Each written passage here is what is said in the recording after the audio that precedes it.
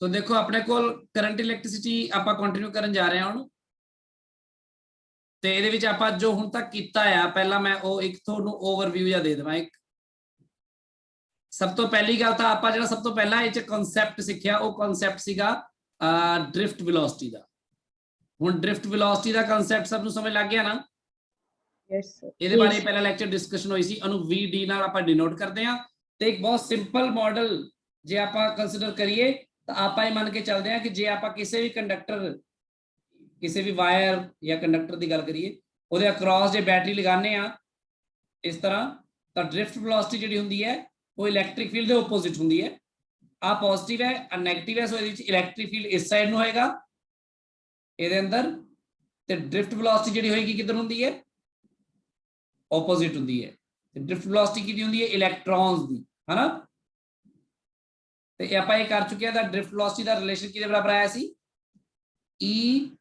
E tau by m with negative sign अगर तुसी vector form च कर रहे हो अदरवाइज की आया सी E tau by m ये तो अंडरस्टूड है ना हुन हाँ जी सर फिर दूसरा आप रिलेशन फाइंड किया ड्रिफ्ट वेलोसिटी का relation in terms of current it was I over n a e clear है ये भी यस सर ਤੇ ਆਪਾਂ ਇਹਨਾਂ ਨੂੰ ਕੰਪੇਅਰ ਕਰਕੇ ਤੇ ਇਹਦੇ ਅਕ੍ਰੋਸ ਜੇ ਪੋਟੈਂਸ਼ੀਅਲ ਡਿਫਰੈਂਸ ਵੀ ਅਪਲਾਈ ਕੀਤਾ ਹੋਵੇ ਇਹਦੀ ਲੈਂਥ ਜੇ L ਹੋਵੇ ਇਹਦਾ ਏਰੀਆ ਆਫ ਕ੍ਰਾਸ ਸੈਕਸ਼ਨ ਜੇ A ਹੋਵੇ ਤਾਂ ਆਪਾਂ ਦੇਖਿਆ ਸੀ ਇਲੈਕਟ੍ਰਿਕ ਫੀਲਡ ਦਾ ਰਿਲੇਸ਼ਨ ਕੀ ਹੈ ਉਹਦੇ ਨਾਲ electric field is equal to V by L ਹਨਾ ਇਹ ਆਪਾਂ ਪਿਛਲੇ ਹੀ ਚੈਪਟਰ ਵਿੱਚੋਂ ਪਿਛਲੇ ਯੂਨਿਟ ਵਿੱਚੋਂ ਇਹ ਰਿਜ਼ਲਟ ਕੱਢਿਆ ਆ ਦੋ ਆਪਾਂ ਡਿਰਾਈਵ ਕੀਤੇ ਇਹਨਾਂ ਨੂੰ ਕੰਪੇਅਰ ਕਰਕੇ ਆਪਾਂ ਓਮਸ ਲਾ ਡਿਰਾਈਵ ਕਰ ਲਿਆ ਸੀ ਨਾ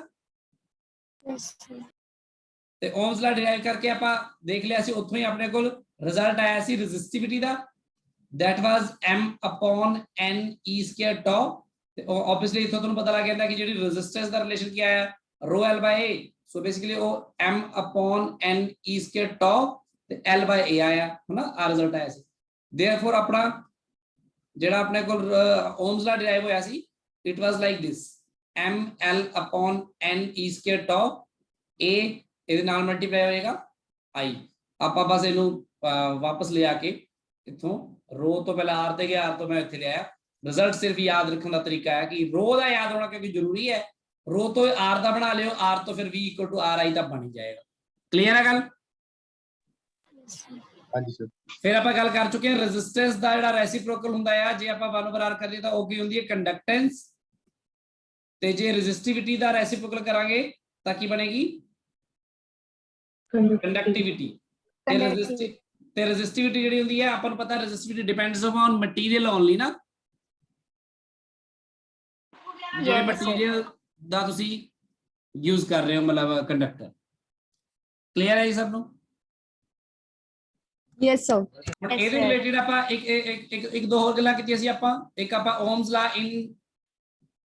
ਲਾ ਇਨ ਵੈਕਟਰ ਫਾਰਮ ਵੀ ਕੀਤਾ ਸੀ ਆਪਾਂ ਜਾਂ ਮਾਈਕਰੋਸਕੋਪਿਕ level ਤੇ ਆਪਾਂ यूज करते J is equal to sigma times E where E is electric field J ਕੀ ਹੈ current density है ना ਤੇ current density ਜਿਹੜੀ ਹੁੰਦੀ ਹੈ ਉਹ ਹੁੰਦੀ ਹੈ current by area ਤੇ ਇੱਕ ਆਪਾਂ ਕਿਸੇ ਪਾਰਟਿਕੂਲਰ ਛੋਟੇ ਜਿਹੇ ਕਿਸੇ ਪੁਆਇੰਟ ਤੇ ਸੌਰੀ ਕਿਸੇ ਪੁਆਇੰਟ ਦੇ ਉੱਪਰ ਪੂਰੇ ਕੰਡਕਟਰ ਵਿੱਚ ਆਪਾਂ ਕਿਤੇ ਵੀ ਗੱਲ ਕਰ ਸਕਦੇ ਹਾਂ ਦੀ ਇਹ ਵੀ ਆਪਾਂ ਗੱਲ ਕਰ ਚੁੱਕੇ ਹਾਂ ਕਲੀਅਰ ਹੈ ਜੀ ਸਭ ਨੂੰ यस सर ਇਸੇ ਫਾਰਮ ਤੋਂ ਇਹ ਓਮਸ ਲਾ ਹੀ ਹੈ ਇਸੇ ਫਾਰਮ ਤੋਂ ਆਪਣਾ ਉਹ ਲਾ ਵੀ ਨਿਕਲ ਜਾਂਦਾ ਜਿਵੇਂ J ਹੈ ਜੇ ਮੈਗਨੀਟਿਊਡ ਚ ਗੱਲ ਕਰੀਏ ਤਾਂ J is equal to ਲਿਖਦੇ ਆਪਾਂ ਸਿਗਮਾ into E ਤੇ ਜਿਹੜਾ J ਹੁੰਦਾ ਬੇਸਿਕਲੀ ਕੀ ਹੁੰਦਾ ਕਰੰਟ ਬਾਈ ਏਰੀਆ ਨਾ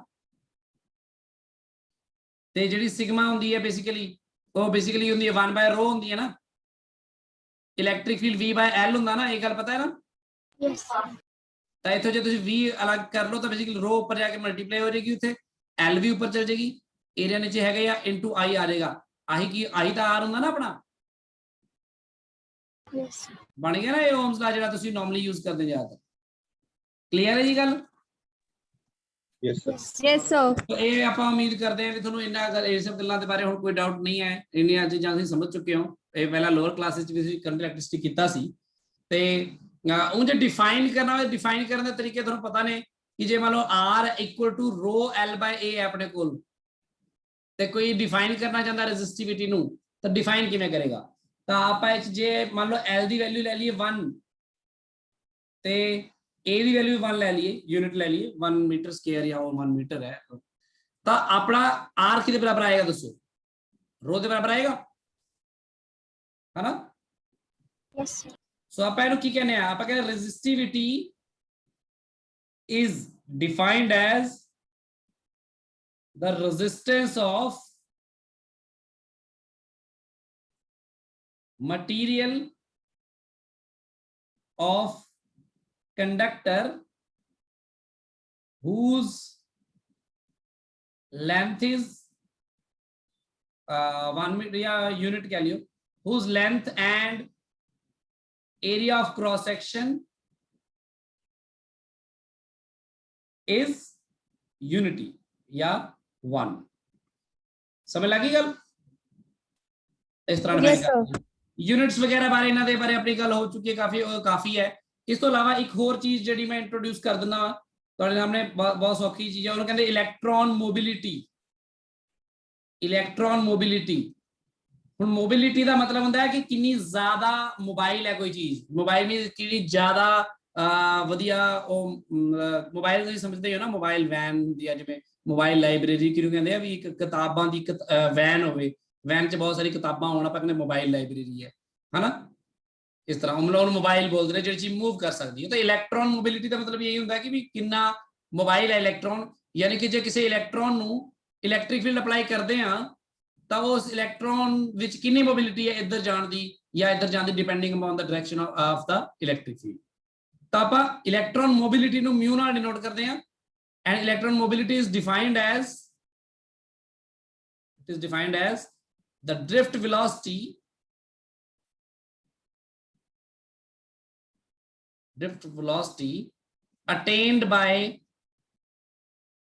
attained by electron if unit if electric field of unit magnitude is applied। भी जे तुसीं एक यूनिट इलैक्ट्रिक फील्ड अप्लाई करोगे तो ਉਹਦੇ ਨਾਲ ਉਹ ਜਿੰਨੀ ड्रिफ्ट वेलोसिटी गेन करता है उसे ਨੂੰ बोलते हैं मोबिलिटी। इसलिए मोबिलिटी आप ऐ लिखते हैं कि drift velocity attend per unit electric field.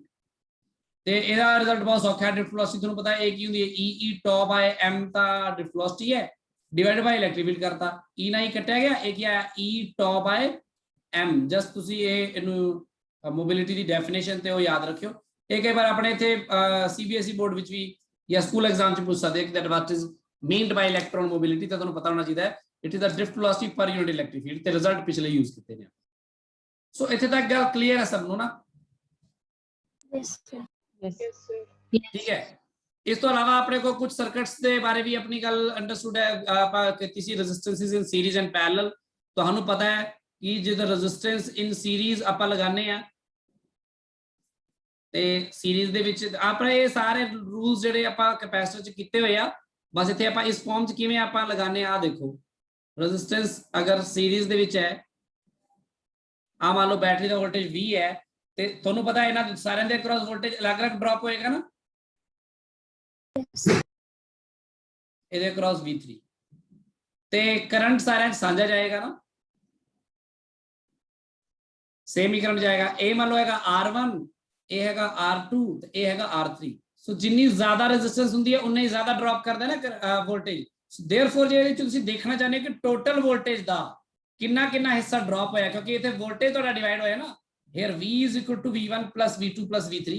So ਤੁਸੀਂ ਕਿਸੇ ਵੀ ਰੈਜ਼ਿਸਟੈਂਸ ਦੇ ਅਕ੍ਰੋਸ ਅਗਰ ਵੋਲਟੇਜ ਦੇਖਣਾ ਹੈ ਤਾਂ ਉਹਨੂੰ ਕਿਵੇਂ ਲਿਖਦੇ ਹੋ, ਉਹ ਰੈਜ਼ਿਸਟੈਂਸ ਦੇ ਡਾਇਰੈਕਟਲੀ ਪ੍ਰੋਪੋਰਸ਼ਨਲ ਹੁੰਦਾ ਹੈ। ਸੋ R1 divided by R1 plus R2 plus R3 times V,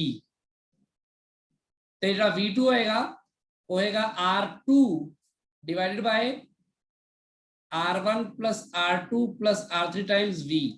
इथों कोई रिजल्ट याद आ रहा पिछले रिजल्ट वर्गा कुछ? Yes. ਉਹ ਕਿਹੜਾ ਰਿਜ਼ਲਟ ਸੀਗਾ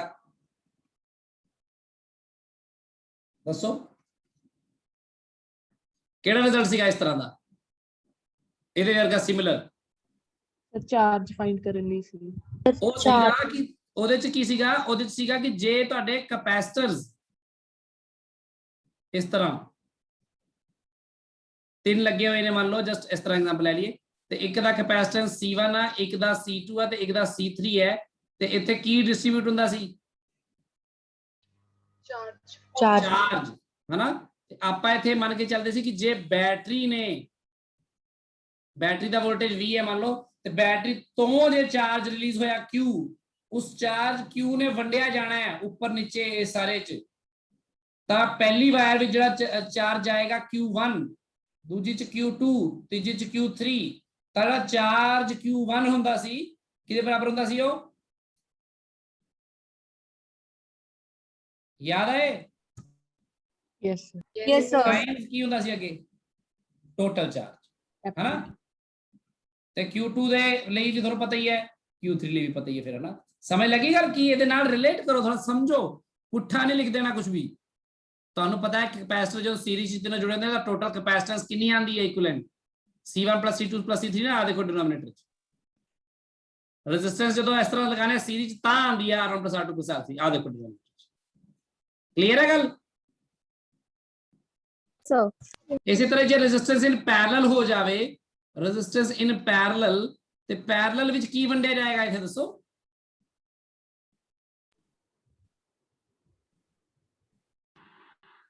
ਇੱਥੇ ਤਿੰਨ ਰੈਜ਼ਿਸਟੈਂਸ ਹੈਗੇ ਮੰਨ ਲਓ, charge. ਇੱਥੇ ਚਾਰਜ ਨਹੀਂ ਵੰਡਿਆ ਜਾਏਗਾ, ਕਰੰਟ ਕਵਾਂਗੇ ਆਪਾਂ,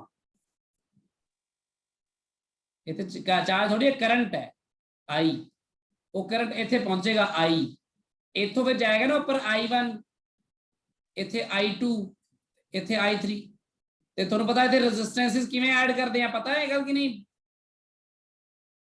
Yes. ਇਕੁਇਵਲੈਂਟ ਪਤਾ ਨਾ। Yes, sir. ਇੱਥੋਂ ਰਿਜ਼ਲਟ ਨਿਕਲਦਾ ਆਪਣੇ ਕੋਲ ਕਿ ਜਿਹੜਾ ਇੱਥੇ ਕਰੰਟ ਦਾ ਡਿਵੀਜ਼ਨ ਹੋਏਗਾ ਨਾ, ਜਿਹੜਾ I1 ਪਹਿਲੀ ਵਾਇਰ 'ਚ ਜਿਹੜਾ ਕਰੰਟ ਜਾਏਗਾ ਉਹ ਹੋਏਗਾ 1/R1, ਕਿਉਂਕਿ ਕਰੰਟ ਜਿਹੜਾ ਇਨਵਰਸਲੀ ਪ੍ਰੋਪੋਰਸ਼ਨਲ ਟੂ ਰੈਜ਼ਿਸਟੈਂਸ ਹੁੰਦਾ ਹੈ, ਜਿੰਨੀ ਜ਼ਿਆਦਾ ਰੈਜ਼ਿਸਟੈਂਸ ਘੱਟ ਕਰੰਟ, ਤੇ ਨੀਚੇ ਆਪਣਾ ਉਹੀ ਆਏਗਾ 1/R1। ਇਹਦਾ ਡੈਰੀਵੇਸ਼ਨ ਮੈਂ ਤੁਹਾਡੇ ਤੇ ਛੱਡ ਰਿਹਾ, ਜਿਵੇਂ ਮੈਂ ਤੁਹਾਨੂੰ ਕੈਪੈਸਿਟਰ ਵਿੱਚ ਆ ਕਰਵਾਇਆ ਸੀ, ਤੁਸੀਂ ਇਹਨੂੰ ਕਰਕੇ ਦੇਖੋਗੇ ਸਾਰੇ ਜਣੇ ਵੀ ਆ ਕਿਵੇਂ ਆਇਆ। ਨਾਰਮਲ ਸਰਕਟ ਸੋਲਵ ਕਰਨਾ ਤਾਂ ਆਉਂਦਾ ਹੀ ਹੈ ਤੁਹਾਨੂੰ, ਹਨਾ। Yes, sir. ਤੇ Yes, I2 sir. ਕਿੰਨਾ ਆਏਗਾ, I2 ਆਏਗਾ 1/R2 ਡਿਵਾਈਡ ਬਾय, ਹੁਣ ਇਹਨੂੰ ਕੋਈ ਬੱਚਾ ਚਾਹੇ ਤਾਂ ਡਾਇਰੈਕਟਲੀ ਜੇ ਸਮਝ ਲਵੇ ਚੰਗੀ ਤਰ੍ਹਾਂ, ਇਹਨੂੰ ਬੜੀ ਫਾਸਟ ਸੋਲਵ ਕਰਨ ਦਾ ਹੀ ਕੰਮ ਰਹੇ ਨਾ, ਤੁਹਾਡੇ ਕੋਲ ਜਿਹੜਾ ਟਾਈਮ ਬਚਦਾ ਤੁਸੀਂ ਉਸ ਟਾਈਮ ਦੇ ਵਿੱਚ ਆਰਾਮ ਨਾਲ ਟੈਸਟ ਵੀ ਸੋਲਵ ਕਰ ਸਕਦੇ ਹੋ, ਜੇ ਤੁਹਾਨੂੰ ਕਿਸੇ ਜਗ੍ਹਾ ਦੀ ਲੋਡ ਪਵੇ ਤਾਂ, ਕਿ ਕਿੰਨਾ ਕਰੰਟ ਹਰ ਵਾਇਰ 'ਚ ਜਾਏਗਾ, ਤੁਹਾਨੂੰ ਆ ਗੱਲ ਪਤਾ ਲੱਗ ਜਾਏਗੀ। ਕਲੀਅਰ ਹੈ ਗੱਲ। Yes, sir. ਇਸ ਤੋਂ ਬਾਅਦ ਇੱਕ ਹੋਰ ਜਿਹੜੀ ਬੜੀ ਇੰਪੋਰਟੈਂਟ ਚੀਜ਼ ਆਂਦੀ ਹੈ ਜਿਹੜੀ ਆਪਣੇ ਕੋਲ, ਉਹ ਇਹ ਆਂਦੀ ਹੈ ਕਿ ਜਦੋਂ ਆਪਾਂ, ਤੁਸੀਂ ਖਾਸ ਕਰਕੇ ਜਦੋਂ ਆਹ ਗੱਲ ਕਰਦੇ ਹੋ ਨਾ, ਜਿਹੜੀ ਆਪਾਂ ਹੁਣੀ ਕਰ ਰਹੇ ਹਾਂ ਰੈਜ਼ਿਸਟੈਂਸ ਦੀ, ਕਿ R = ρ/L/A ਜਾਂ ਕੁਝ ਵੀ, ਤਾਂ ਆਪਾਂ ਇਹਨੂੰ ਇਹ ਸਮਝੀਏ ਕਿ ਉਹ R ਤੇ ਜਿਹੜਾ A ਤੇ L ਕਿਹੜੇ ਕਿਹੜੇ ਹੁੰਦੇ ਨੇ।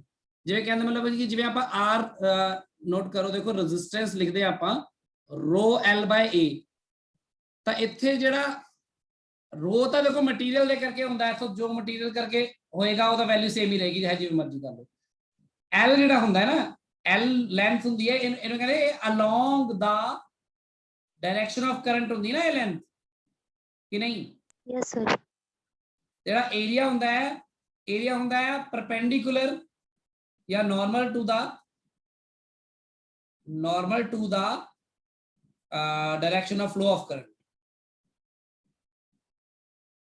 ਇਸ ਗੱਲ ਨੂੰ ਬਹੁਤ ਧਿਆਨ ਨਾਲ ਸਮਝੋ, ਇਹਦਾ ਮਤਲਬ ਇਹ ਹੈ ਕਿ ਬੇਸਿਕਲੀ ਆ ਆਪਣਾ ਮੰਨ ਲਓ ਇੱਕ ਕੰਡਕਟਰ ਹੈ ਜਿਹਦੀ ਆਪਾਂ ਗੱਲ ਕਰ ਰਹੇ ਹਾਂ, ਤਾਂ ਇਹਦੀ ਜਿਹੜੀ ਲੈਂਥ ਹੈ, ਦੇਖੋ ਲੈਂਥ ਇਸ ਦੇ ਅਲੋਂਗ ਲਈ ਜਾਂਦੀ ਹੈ ਜਿੱਧਰ ਨੂੰ ਕਰੰਟ ਜਾ ਰਿਹਾ ਹੈ, ਹਨਾ, ਪਤਾ ਨਾ ਇਹ ਗੱਲ।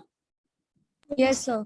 ਤੇ ਜਿਹੜਾ ਏਰੀਆ ਇਹਦੇ ਪਰਪੈਂਡੀਕੂਲਰ ਵਾਲਾ ਲੈਣੇ ਆ, ਜਿਹਦੇ ਵਿੱਚੋਂ ਕੀ ਕਰੰਟ ਪਾਸ ਹੋ ਕੇ ਨਿਕਲ ਰਿਹਾ ਹੈ।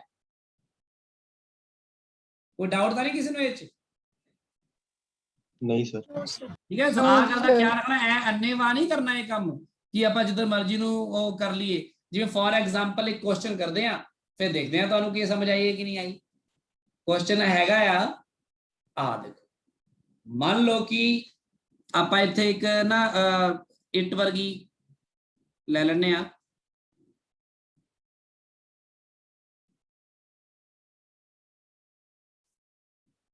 ਮੰਨ ਲਓ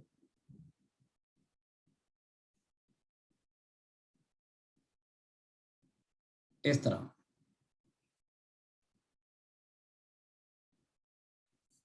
इस तरह ਇਹਦੇ ਅੰਦਰ ਆਪਾਂ ਪਿੱਛੇ ਵਾਲੀ ਮੈਂ ਦਿਖਾਈ ਦਿੰਨੇ ਆ ਬਸ ਥੋੜੀ ਸ਼ੇਡ ਕਰ ਦਿੰਦਾ ਮੈਂ 3 ਡਾਇਮੈਂਸ਼ਨ ਤੁਹਾਨੂੰ ਸਮਝ ਆ ਜੇ ਸਮਝ ਲੱਗ ਰਹੀ ਹੈ 3 ਡਾਇਮੈਂਸ਼ਨਲ ਦੇ ਬ੍ਰਿਕ ਜੀ Yes, sir. ਸੋ ਆ ਕੋਈ ਮਟੀਰੀਅਲ ਹੈ ਜਿਹੜਾ ਮਟੀਰੀਅਲ ਵੀ ਹੈ ਉਸ ਮਟੀਰੀਅਲ ਦੀ ਜਿਹੜੀ ਰੈਜ਼ਿਸਟਿਵਿਟੀ ਹੈ ਉਹ ਗਿਵਨ ਹੈ ਰੋ ਗਿਵਨ ਠੀਕ ਹੈ ਤੇ ਇਹਦੀ ਜਿਹੜੀ ਲੈਂਥ ਆ ਵਾਲੀ ਹੈਗੀ ਆ ਇਹ ਹੈਗੀ ਮੰਨ ਲਓ a ਤੇ ਆ ਬ੍ਰੈਡਥ ਹੈਗੀ ਇਹਦੀ b ਜਿਹਦੀ ਇਹਦਾ ਹਾਈਟ ਹੈਗੀ ਆ ਉਹ ਹੈਗੀ ਆ c ਤਾਂ ਹੁਣ ਮੈਨੂੰ ਦੱਸੋ ਮੈਂ ਜਿਹਨੂੰ ਪੁੱਛੂੰਗਾ ਉਹ ਦੱਸੇਗਾ ਹਾਂਜੀ ਪਲਕ Yes, sir. ਇਸ ਬ੍ਰਿਕ ਦਾ ਰੈਜ਼ਿਸਟੈਂਸ ਕਿੰਨਾ ਹੋਏਗਾ ਕਿਵੇਂ ਪਤਾ ਲੱਗੇਗਾ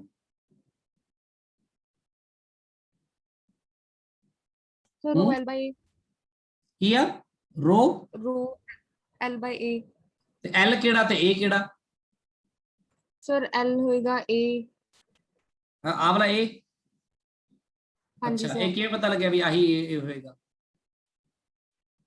ਗੁਰਾਂਸ਼ ਬੋਲੋ सर फ्लो ऑफ करंट तो डिपेंड नहीं करेगा मतलब किधर हाँ हाँ Rho- हाँ पलक हाँ जी sir. ये फ्लो ऑफ करंट ही नहीं पता फिर किवें दसी जानी है ये एल कुछ पता ही नहीं लगता कुछ भी है ना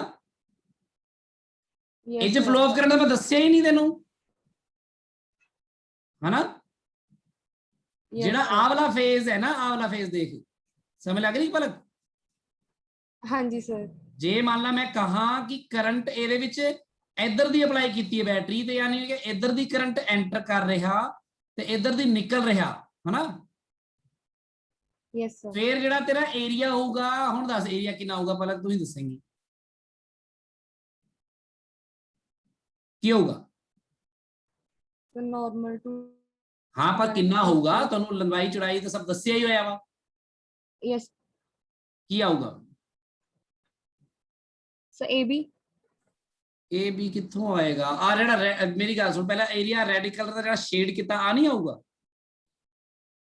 ਹੈ BC. Yes sir. BC. Sorry sir. ਤਾਂ BC. BC ਆਊਗਾ ਨਾ ਫਿਰ ਕਿਉਂ ਇਦਾਂ ਆਪਾਂ ਸੋਚ ਹੀ ਨਹੀਂ ਰਹੇ ਕੁਝ ਵੀ ਮਤਲਬ ਮੈਂ ਇਹਦੀ ਦੇਰ ਤੋਂ ਜੋ ਕਰਾ ਰਿਹਾ ਉਹ ਗੱਲ ਤਾਂ ਸੋਚੋ ਨਾ ਲੈਂਥ ਕਿਹੜੀ ਆਊਗੀ ਆ ਹੋਊਗੀ ਨਾ ਲੈਂਥ Yes sir. A. ਕਿ ਨਹੀਂ Yes ਆ sir. ਲੈਂਥ ਆਊਗੀ ਆ ਵਾਲੀ ਜਿੱਧਰ ਮਰਜ਼ੀ ਲੈ ਲਾ ਹੁਣ ਤੂੰ ਹੈਨਾ ਆ ਲੈਂਥ ਆਊਗੀ ਤੇ Yes, ਆ ਏਰੀਆ ਆਊਗਾ ਤਾਂ ਬੇਸਿਕਲੀ ਜੇ ਮੈਂ ਇਹ ਰੈੱਡ ਵਾਲੀ ਡਾਇਰੈਕਸ਼ਨ ਸ਼ੋ ਕਰਾਂ ਇਹਦੇ ਲਈ ਰੈਜ਼ਿਸਟੈਂਸ ਜਿਹੜੀ ਆਏਗੀ ਉਹ ਆਏਗੀ ਰੋ ਮਟੀਰੀਅਲ ਦੀ ਜਿਹੜੀ ਹੈ ਤੇ ਲੈਂਥ ਦੀ ਜਗ੍ਹਾ ਆਏਗਾ a BC.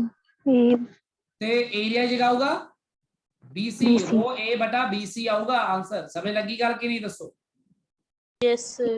Sir. ਪਲਕ ਤੂੰ ਹੀ ਦੱਸਣਾ ਹੁਣ हाँ जी sir. ਜੇ ਆ ਸਾਹਮਣੇ ਵਾਲੇ ਫੇਸ ਤੋਂ ਆ ਵਾਲੇ ਫੇਸ ਤੋਂ ਇੱਥੋਂ ਕਰੰਟ ਐਂਟਰ ਕਰੇ ਤੇ ਉਹ ਪਿਛਲੇ ਫੇਸ ਤੋਂ ਉਧਰ ਨੂੰ ਨਿਕਲੇ ਬਾਹਰ ਨੂੰ ਤਾਂ ਦੱਸ ਫਿਰ ਕੀ ਆਊਗੀ ਰੈਜ਼ਿਸਟੈਂਸ Sir आएगी rho rho Rho. B upon AC. ਹਾਂ ਬਿਲਕੁਲ ਠੀਕ ਹੈ ਹੁਣ ਗੱਲ Yes sir. ਜਾਂ ਫਿਰ ਤੀਸਰੀ ਵਾਲੀ ਵੀ ਦੱਸ ਦੇ ਜੇ ਕਰੰਟ ਇਹਦੇ ਉੱਪਰਲੇ ਫੇਸ ਤੇ ਉੱਪਰੋਂ ਦੀ ਐਂਟਰ ਕਰੇ ਤੇ ਨਿਚਲੇ ਦੇ ਫੇਸ ਦੇ ਨੀਚੇ ਨੂੰ ਨਿਕਲੇ ਕੀ ਆਊਗਾ sir. ਉੱਪਰਲੇ ਫੇਸ ਆ ਜਿਹੜਾ ਉੱਪਰਲਾ ਫੇਸ ਹੈਗਾ ਇੱਥੋਂ ਐਂਟਰ ਕਰ ਰਿਹਾ ਤੇ ਆ ਨਿਚਲੇ ਫੇਸ ਤੋਂ ਨਿਕਲ ਰਿਹਾ ਨੀਚੇ ਨੂੰ ਐ ਬੈਟਰੀ ਲਾਤੀ ਆਪਾਂ Yes sir. Yes. Rho C upon AB. ਹਾਂ ਇਹ ਗੱਲ ਜਿਸ ਨੂੰ ਸਮਝ ਨਾ ਲੱਗੀ ਹੋਵੇ ਜਿਹੜੀ ਮੈਂ ਹੁਣੀ ਕੀਤੀ ਆ ਲਿਖਾਏ ਆ ਤਿੰਨੋਂ ਰਿਲੇਸ਼ਨ ਉਹ ਵਜਾ ਇੱਕ ਵਾਰ ਹੈਂਡ ਰੇਜ਼ ਕਰ ਲਓ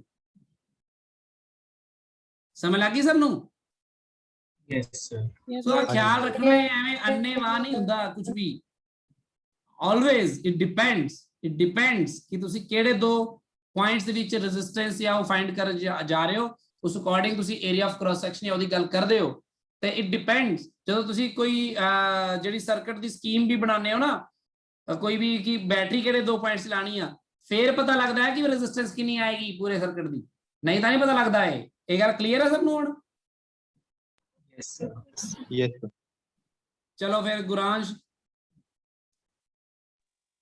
यस ਗੁਰਾਂਸ਼ हाँ जी सर ਆਪਾਂ ਕਰਦੇ ਹਾਂ ਹੁਣ ਗੱਲ।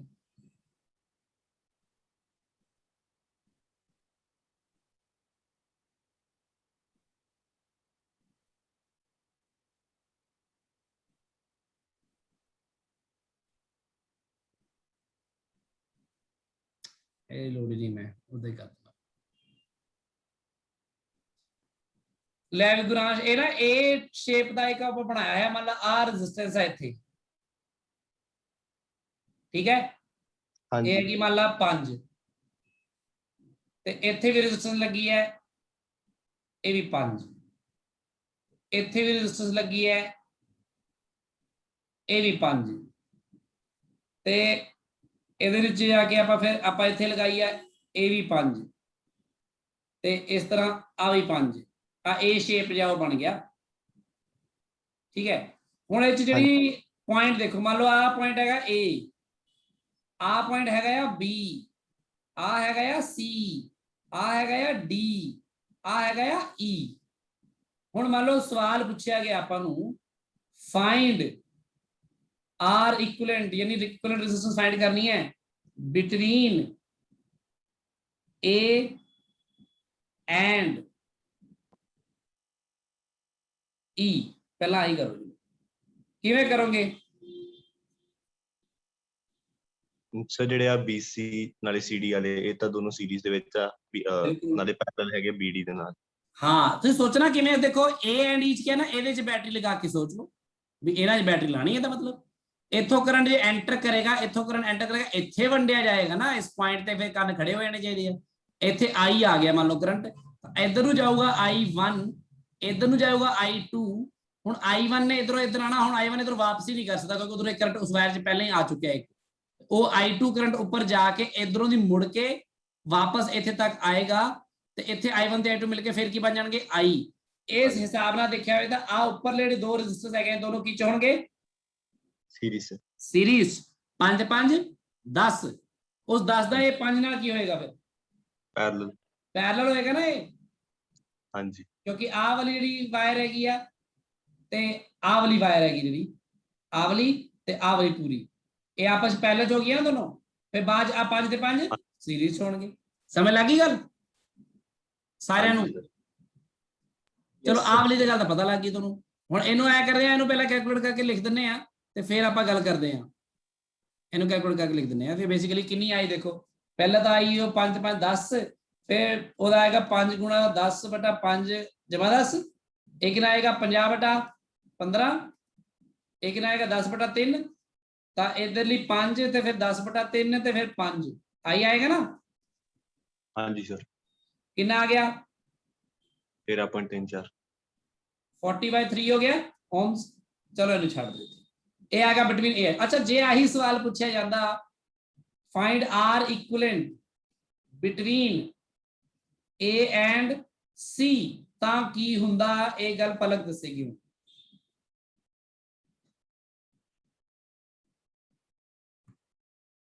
ਪਲਕ हाँ जी सर कर।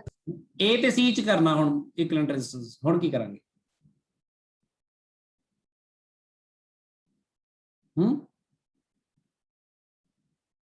आ रहा है कोई आइडिया?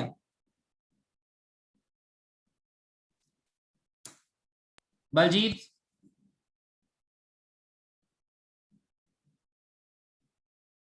बलजीत ਸਰ ਹੈ ਨਹੀਂ ਕਲਾਸ। है नहीं, ये भी बड़ी समस्या है सारे दी। हिमानी हाँ जी सर। दसो। सर शायद दोनों पैरेलल्स मान के कर लेंगे। किनू पैरेलल च मान लांगे? सर ए बी ते बी सी वाले ਨੂੰ। ए बी ते बी सी दोनों पैरेलल हो जाएंगे हैं? सर किवें आया दिमाग च? पहली गल तो शायद नहीं होना चाहिए कुछ भी ना, मतलब ਆਪਾਂ ਨੂੰ ਕਨਫਰਮੇਸ਼ਨ ਨੂੰ ਕੋਈ ਹੋਵੇ ਤਾਂ ਹੀ ਆਪਾਂ ਸੋਚਾਂਗੇ ਨਾ, ਤੁੱਕੇ ਨਾਲ ਥੋੜੀ ਚੱਲ ਰਹੇ ਆ। ਹੁਣ ਤੂੰ A ਤੇ C ਵਿੱਚ ਕਿਹਾ ਨਾ, ਤੈਨੂੰ ਤਾਂ ਬੈਟਰੀ ਕਿਸ ਲਾ ਕੇ ਸੋਚਣਾ ਚਾਹੀਦਾ ਤੈਨੂੰ ਪਹਿਲਾਂ ਬਸ। A ਤੇ C ਵਿੱਚ। ਹਾਂ ਤਾਂ ਫਿਰ A ਤੇ C ਬੈਟਰੀ ਲਗਾ ਕੇ ਸੋਚਣਾ, ਫਿਰ ਆਪਾਂ ਐਵੇਂ ਤੁੱਕੇ ਕਾਹਨੂੰ ਮਾਰ ਰਹੇ ਆ? ਆਪਾਂ A ਤੇ C ਬੈਟਰੀ ਲਾ ਦਿੰਨੇ ਆ ਬਸ, ਠੀਕ ਹੈ। यस। ਚਾਹੇ ਬੈਟਰੀ ਪੁੱਠੀ ਲਾ ਦੇ, ਉੱਪਰੋਂ ਐਂਟਰ ਕਰਾ ਕੇ ਇਧਰੋਂ ਕਰਾ, ਚਾਹੇ ਇਧਰੋਂ। ਹੁਣ ਮੰਨ ਲਾ ਇਧਰੋਂ ਕਰੰਟ ਆਇਆ I ਕਰੰਟ ਇੱਥੋਂ ਐਂਟਰ ਕਰੂਗਾ ਕਿ ਨਹੀਂ ਹੁਣ ਦੱਸ? Yes sir. ਇੱਥੇ ਤੱਕ ਆਊਗਾ ਕਿ ਨਹੀਂ ਦੱਸ? ਹਾਂਜੀ ਇੱਥੇ ਕਰੰਟ ਨੂੰ ਫਿਰ ਪਹਿਲਾਂ ਵਾਂਗੂ ਵੰਡਿਆ ਜਾਣਾ ਪੈਣਾ ਕਿ ਨਹੀਂ ਦੱਸ? ਯੈਸ ਤੇ ਇੱਥੇ I1 ਆ ਗਿਆ, ਮੰਨ ਲਾ ਇੱਥੇ I2 ਆ ਗਿਆ, ਠੀਕ ਹੈ ਗੱਲ? ਹਾਂਜੀ ਹੁਣ ਇੱਥੇ ਨਿਕਲਣ ਦਾ ਰਸਤਾ ਹੈ ਹੀ ਨਹੀਂ। ਆਹ ਵਾਲੀ ਰੈਜ਼ਿਸਟੈਂਸ ਜਿਹੜੀ ਹੈ ਨਾ, ਆਹ ਵਾਲੀ ਇਹ ਨਕਾਰਾ ਆ, ਇਹ ਚ ਕੋਈ ਕੰਮ ਨਹੀਂ ਇਹਦਾ। ਇਧਰ ਉਹ ਕਰੰਟ ਜਾ ਸਕਦਾ ਦੱਸ? ਨਹੀਂ ਸਰ ਜਾਊਗਾ ਤਾਂ ਜਾਊਗਾ ਕਿ ਤੈਨੂੰ ਆਹ I1 ਜਦੋਂ ਇੱਥੇ ਆਊਗਾ, ਇੱਥੇ ਜਾ ਕੇ I1 ਨੂੰ ਕੁਝ ਰਸਤਾ ਨਹੀਂ ਹੈਗਾ, I1 ਕੋ ਆਹੀ ਚਾਰਾ ਵਾ, ਇੱਧਰ ਹੀ ਜਾ ਸਕਦਾ I1 ਤੇ I1 ਨੂੰ ਇੱਥੇ ਆ ਕੇ ਇਕੱਠਾ ਹੋਣਾ ਪੈਣਾ, ਆ I2 ਨੂੰ ਇੱਥੇ ਮਿਲਣਾ ਪੈਣਾ ਤੇ I2 ਤੇ I1 ਮਿਲ ਕੇ ਫਿਰ ਕੀ ਬਣਾ ਦੇਣਗੇ? I। ਹੁਣ ਦੱਸ ਫਿਰ ਹਿਮਾਨੀ ਕਿਹੜੇ ਕਿਹੜੇ ਦੋ ਸੀਰੀਜ਼ ਹੋਣਗੇ? ਸਰ BC CD ਤੇ CD BC ਤੇ CD मतलब कि तेरे करंट स्कीम समझ नहीं आई हले ना? इधर I2 करंट है, इधर I1 करंट है, अलग-अलग करंट ने सीरीज ਹੁੰਦੇ ਨੇ, अलग-अलग करंट है। ਕੀ ਕਰ ਰਹੇ ਹੋ मतलब सीरियसली, मतलब मैं पढ़ाया ਇੰਨਾ ਜ਼ੋਰ ਲਗਾ ਕੇ ਕੈਪੈਸਿਟੈਂਸ ਦੇ ਵਿੱਚ, ਤੁਹਾਨੂੰ ਕੀ ਕਰ ਰਹੇ ਹੋ? ਕੀ मतलब ਐਵੇਂ ਹੀ ਕੁਝ ਵੀ ਹਵਾ ਵਿੱਚ ਬੋਲੀ ਜਾ ਰਹੇ ਹੋ? ਕੀ ਹੁੰਦਾ ਸੀਰੀਜ਼ ਦੇ ਵਿੱਚ? ਕੀ ਹੁੰਦਾ ਪਹਿਲੇ ਮੈਨੂੰ ਦੱਸ ਹਿਮਾਨੀ, ਸੀਰੀਜ਼ ਕਿਵੇਂ ਪਤਾ ਲੱਗਦਾ ਆਪਾਂ ਨੂੰ? ਕੋਈ ਦੋ ਸੀਰੀਜ਼ ਨੇ, ਕਿਵੇਂ ਪਤਾ ਲੱਗਦਾ ਹੈ? ਉਹਨਾਂ ਕੀ ਸੇਮ ਹੋਣਾ ਚਾਹੀਦਾ ਹੈ? ਕੀ ਸੇਮ ਹੋਣਾ ਚਾਹੀਦਾ? ਕਰੰਟ ਕੀ ਵੋਲਟੇਜ? ਕਰੰਟ। ਫਿਰ ਤੂੰ ਕਿਹੜੇ ਦੋ ਰੈਜ਼ਿਸਟਰ ਚ ਕਰੰਟ ਸੇਮ ਦੇਖ ਰਹੀ ਹੈ ਇੱਥੇ? BD ਤੇ CD। ਹਾਂ ਤਾਂ BD ਤੇ CD ਹੋਏ ਨਾ, ਇੱਥੋਂ ਜਿਹੜਾ ਕਰੰਟ ਗਿਆ, ਆਹ ਕਰੰਟ ਨੂੰ ਕੋਈ ਹੋਰ ਰਸਤਾ ਨਹੀਂ ਮਿਲਿਆ, ਇਹ ਇਧਰੋਂ ਵਾਪਸ ਆਇਆ ਵਾ ਨਾ ਕਿ ਨਹੀਂ ਇੱਥੇ ਤੱਕ? ਯੈਸ ਤੇ ਆਹ ਦੋਨੋਂ ਫਿਰ 5 ਤੇ 5 ਆਪਸ ਚ ਹੋਏ ਕਿ ਨਹੀਂ ਸੀਰੀਜ਼? ਹਾਂਜੀ ਸਿੰਪਲ ਜਿਹਾ ਸਰਕਟ ਆ। 5 ਤੇ 5 10 ਹੋ ਗਏ, 10 ਤੇ 5 ਨਾਲ ਕਰਾਂਗੇ ਆ ਹੋਗਾ ਫਿਰ ਉਹੀ 10/3, ਫਿਰ ਉਹਦੇ ਨਾਲ 5 ਜੁੜੂਗਾ ਬਸ। ਤਾਂ ਫਿਰ 5 + 10/3 बेसिकली आऊगा 25/3 ohms आंसर। की औखा है जी? दस तुक्के मार रहे हो सारे जने, पता लगी गल हुण? ਹਾਂਜੀ ਸਰ।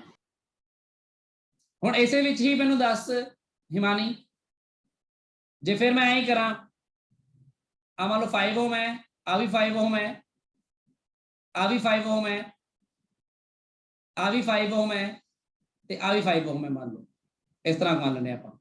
आ मान लो A है जिवें बनाया सी पहला, मैनूं तो याद A है, आ B है, आ C है, आ D है, आ E है। हुण मैनूं उन्होंने कहा फाइंड करो R equivalent between B and D। हुण करके दस हिमानी कितना आएगा ते किवें करेंगी? ਸਰ ਪਹਿਲਾਂ B ਤੇ D ਵਿੱਚ ਬੈਟਰੀ ਲਗਾ ਦਾਂਗੇ। B ਤੇ D 'ਚ बैटरी लगा ला। हुण सर करंट जाएगा B ਤੇ डिवाइड हो जाएगा, इत्थे डिवाइड हो जाएगा। हुण ਹਾਂਜੀ सर I2 BC ਤੇ CD ਸੀਰੀਜ਼ ਹੋ ਜਾਣਗੇ। हाँ ते आ जेहड़े दोनों रजिस्टर विच DE ते BA ने, ਇਹ ਨਾਲ करंट नहीं जाएगा। हाँ इन्हां दा कोई रोल ही नहीं रह जाएगा। समझ लगी गल? ਹਾਂਜੀ सो इट ऑल डिपेंड्स कि तुसी केड़े दो गिवन पॉइंट्स दे विच रेजिस्टेंस फाइंड कर रहे हो, उस दे अकॉर्डिंग डिसाइड हुंदा केड़े दो सीरीज ते केड़े दो पैरेलल च होणगे। ये कोई हार्ड एंड फास्ट रूल नहीं हुंदा। ये गल पता लगी गल?